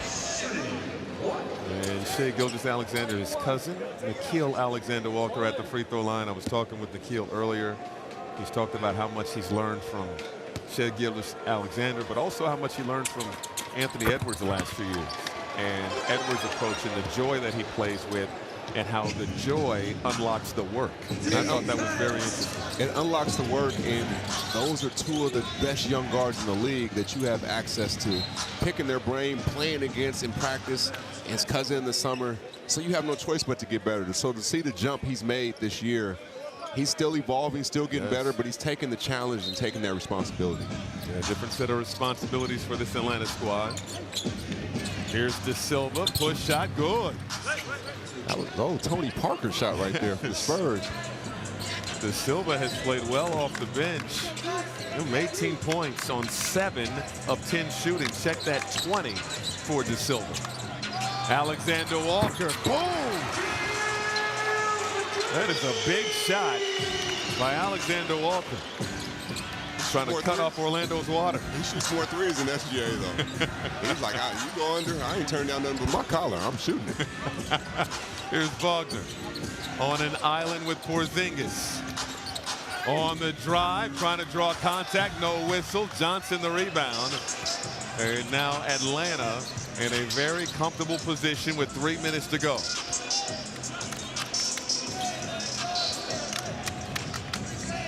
Johnson penetrating, turns in the lane, fading, can't hit. Banchero, Wagner, open up top, well short. Wagner 0 for 3 from beyond the arc. And he kept battling, but you could even see that shot. Right when he shot it, I knew it was short. Just the rhythm isn't there. And kudos to him because he's not, ducking his head. He's still competing, still playing to win. Shot clock winding down on Daniels. Hanging in the air, put it up and through. Daniels is showing us something with his offensive game. 16 points for Dyson Daniels. And he's a team best plus 24 in the plus minus. And Atlanta may have unlocked and figured out what they're going to have to do. Dyson Daniels, Kristaps Porzingis, but right there just putting his head down, being aggressive. I thought the spin move was coming, it didn't, but he got back to 2 feet, got on balance, got a offside across the body floater. But this is how Atlanta's going to have to play to manufacture wins while Trae Young is out. On defense, getting the fast breaks, Look at the balance scoring right there. 6 guys in double figures. Nobody with more than 21.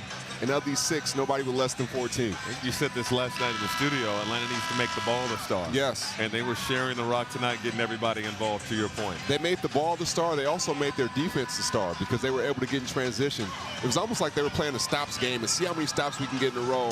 And when we get those stops, we get to run and have fun.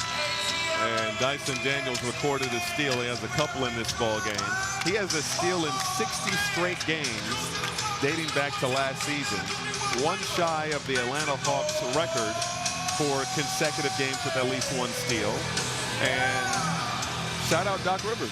Shout out Doc Rivers. For those who didn't know, Doc Rivers, 61 straight games he recorded a steal for the Atlanta Hawks. And Dyson Daniels is going to shatter that record. And he does it so quietly. Like he's like a thief in the night. He'll set you up and think you have space, and then he'll go, you know, make a play, get a steal. What's funny is I think he was one of the ones we first called a few years ago when we first called our first game in Vegas. Well, yes. To see his growth since then has been remarkable. Expanding that offensive game. Here's De Silva. And Howard beyond the arc. Head rims out. And Jamal Mosley has put his starters on the bench.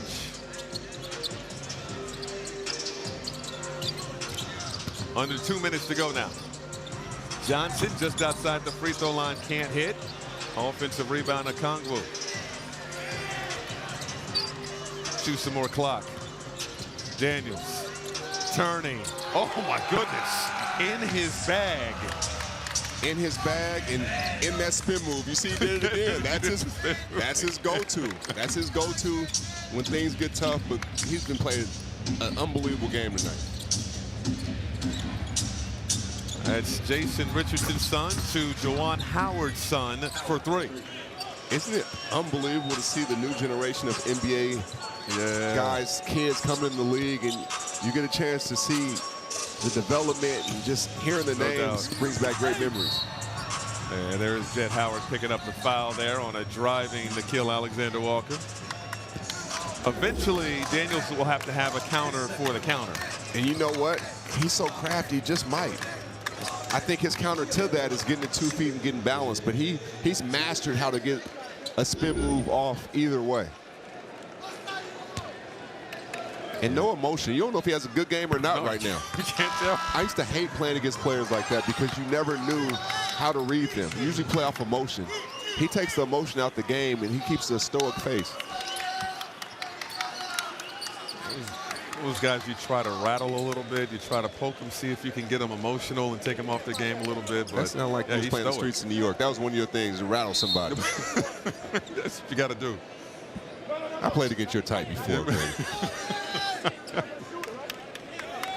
I know you enjoyed those battles. I love Daniels all smiles and opposite emotion on the other bench. Banchero and company back to the drawing board. They're going to return home. 3-game homestand coming up for Orlando. And this is the first of a 3-game homestand for Atlanta. They've got Toronto and the Lakers coming up here at State Farm Arena. Got 1 minute to go. Pendo on the drive, can't hit, tries to tip it up and in, got it back, couple of fakes, and he's going to go to the line. And you just knew a foul was coming. With the aggressiveness that Pendo was coming in with and how competitive Atlanta has been and not trying to give up anything, there was going to be some friction there.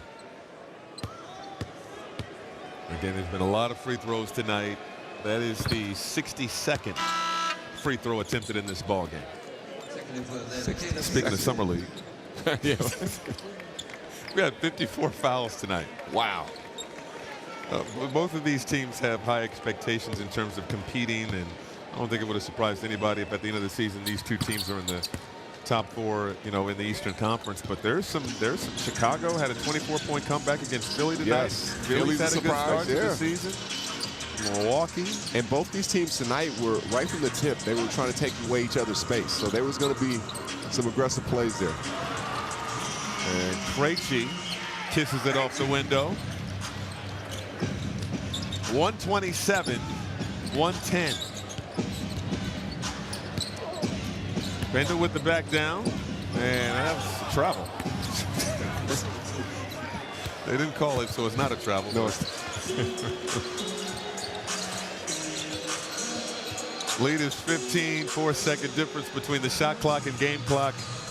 Atlanta's going to pull to 500 with this victory. They were good right from the start, too. They set the tone defensively. May have figured out exactly how they're going to play over these next 4 weeks or however long Trey is out. They may have a recipe now. Yes. He said it starts on the defensive end with the pressure they were applying, getting out and running.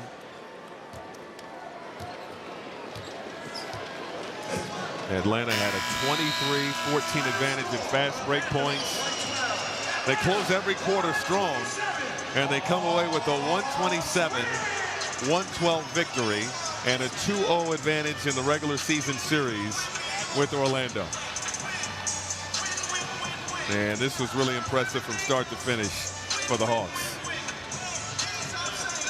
Wire to wire. They did a great job tonight, set the tone. Every starter had at least 15 points for the Hawks. And Jalen Johnson, after the win, standing by with our Ashley Shamady. All right, Jalen, you guys took control of this game really from the start and never looked back. What was the mindset from you, from the team, entering tonight's game? I mean, just coming out from the jump right away, coming out with an aggressive start. The past couple games, we got down to a few leads that we, were self-inflicted. So that was a big focus tonight, just focusing on those first couple minutes, and the rest took care of itself. 6 guys in double figures tonight. Pre-game, Coach Snyder talked about just everybody having to do a little bit more. Was that what tonight's win was about? Oh, for sure. Everybody was touching the rock. I mean, it was just great basketball all around, and that's the way we want to play. It's fun playing that way, and the results and wins. So we just got to keep doing that. Jalen, congrats on the win. Thanks so much. Perfect. Thank you. Guys. Thank you so much, Ashley. Jalen Johnson, 17 points. That does it for us. After the break, stay tuned for NBA Showtime presented by State Farm. You've been watching Coast to Coast Tuesday presented by Kia.